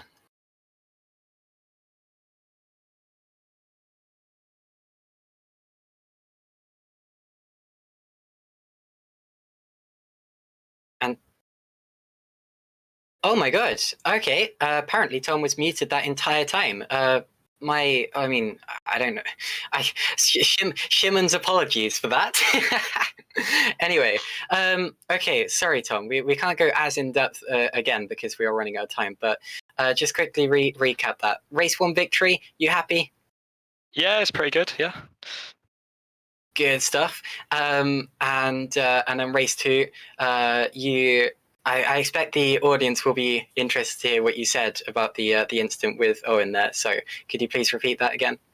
Yeah, well, I'll have to watch back the incident myself and have a chat with the team first. Can't really comment on it yet, but it's quite unfortunate. Okay, yeah, mature of you to not comment on it until you've seen it again. Tom, you are still leading the championship, I believe. We have 5 rounds to go. Which of those rounds do you think you're most excited for? Italy, Singapore, Japan, Mexico, or Brazil? Definitely Brazil for me. That's one of my favourite tracks, so got to save the best till last then. Mine too. Great place to finish the championship. Let's see if hopefully the fight is still on by then. Okay, congratulations on your victory, and we will see you next time. Thank you. Okie dokie. Well, we got through that interview in the end. Right, who else should we speak to? Who had an interesting day? So podium in race 1, we've spoken to Stevens and McGorgy. And then in race 2, Andre Denahan Hamming. Is Denahan here? No, he's not. Okay, that's a shame. I'd love to have spoken to Jacob today. We also don't have our other podium finishers, Andre or Hamming. So I guess we can speak to someone else who had. Speak to our winning team manager, Toby Davis. Toby, race 1 victory once again. Tom Stevens, what a run of victories there. How are you? Yes, it's wonderful to have Tom and Moritz on board in the team, and Tom is frankly head and shoulders above everyone else in this league, and I think he deserves the championship lead where he is right now. Is driving so well. His last 5, 6 results. Apart from race 2 here, he's had second, first. It's the championship run, if you like. So I'm very, very grateful to have him on board, and he's driving superbly, very maturely, and showing what he can do. And I have no doubt next season we'll have a decision to make about what team we put him in, and whether we move him up into the THR squad or what we do. But he's doing really, really well right now. Indeed, he is. Now, Tom said he wanted to thank Moritz Kropp for doing some excellent setup work this week. What exactly was Moritz doing to help you guys with the setup? Setup work. I can't really be specific about how we. I can't really be specific about how we go about things. But what I would say is, Moritz is having had COVID for Silverstone and then recovering for Austria. And at Hungary, he was busy doing sort of finishing off his school year. But here, he's really put together a he's put together a great setup with working with us, and has done a really, really good job of putting the effort in and the time in this time round. And he unfortunately didn't get the result he deserved today. He had pace for at least joining Tom on the podium, Tom and Owen on the podium, but it wasn't to be. I would agree with that. Now, unfortunately, both of your drivers were involved in that race 2 collision there. How do you react as a team manager when something like that happens?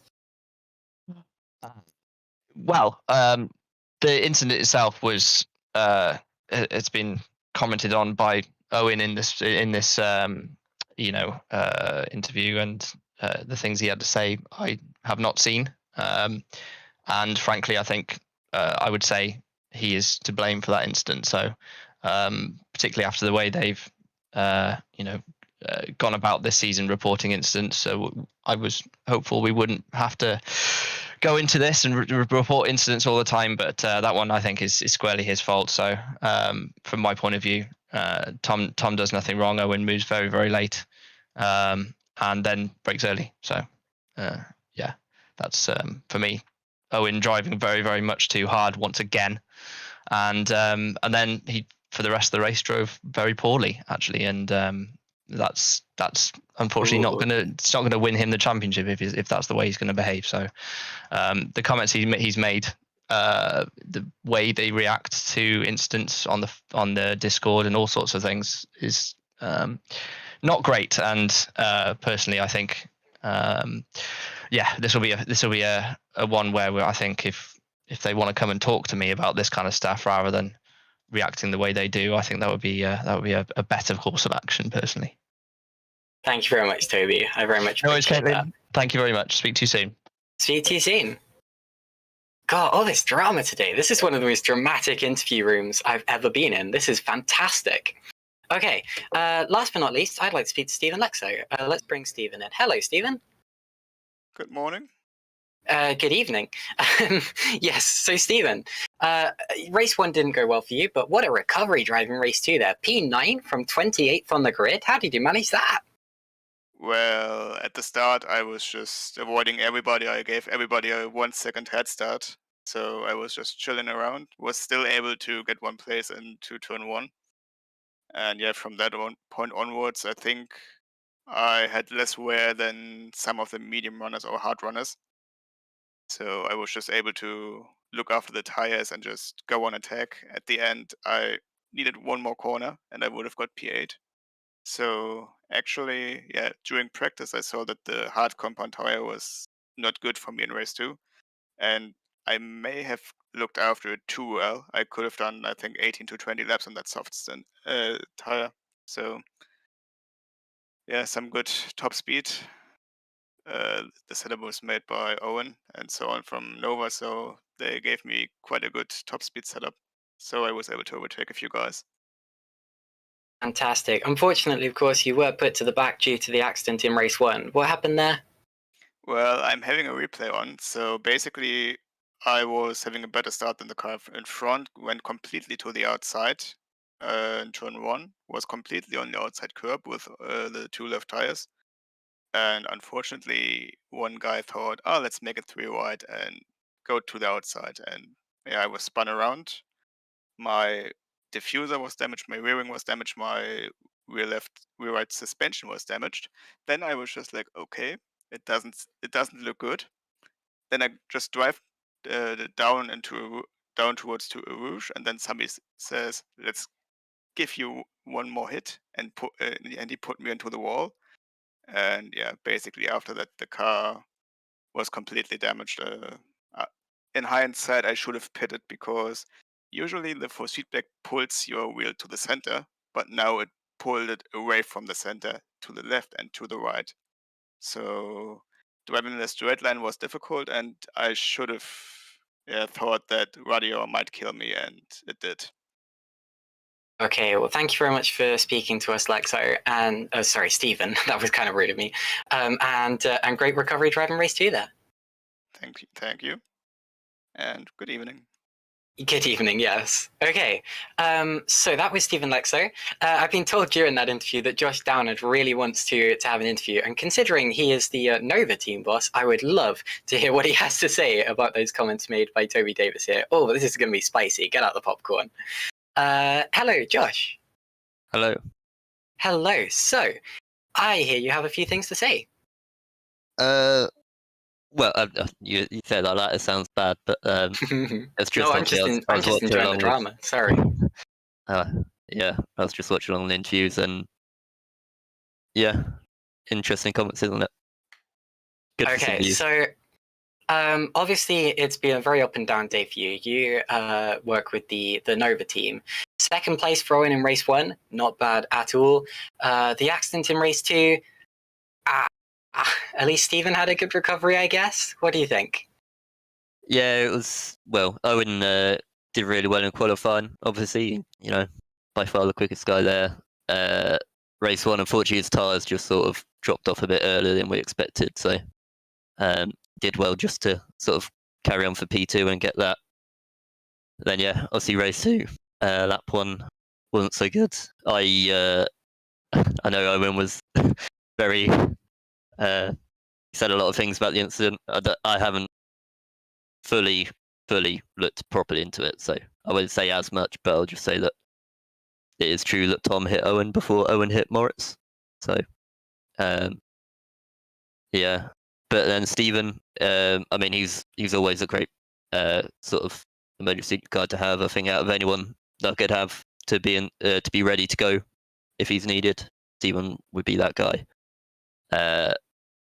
Unfortunately, race 1 didn't go so well. He got taken out in lap 1. But then yeah, race 2 showed what he could do, getting back through the field.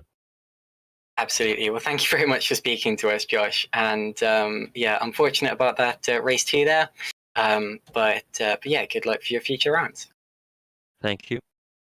Okay, that is very much all we got time for. Normally I only interview 4 people, but today I decided to push it to 5 just because of how well this interview session was going. Thank you to everyone that I just interviewed, and thank you to all of you for watching along. Thanks to Szymon Frelik for broadcasting today. Always fantastic stuff to allow you to actually see what's going on. And we will see you after the summer break. You have to wait, unfortunately, because the next Formula Sprint 1 round is only on the 7th of September, so just over a month from now, and that will be at the Monza circuit. Although if you are needing your GPVWC fix, we do still have Super Lights and Super League coming up on Tuesday and Thursday of next week. Those are both starting at 7:30 UK time. Again, convert that into your local time as you need to. From me, though, it is goodbye, and we will see you after the summer.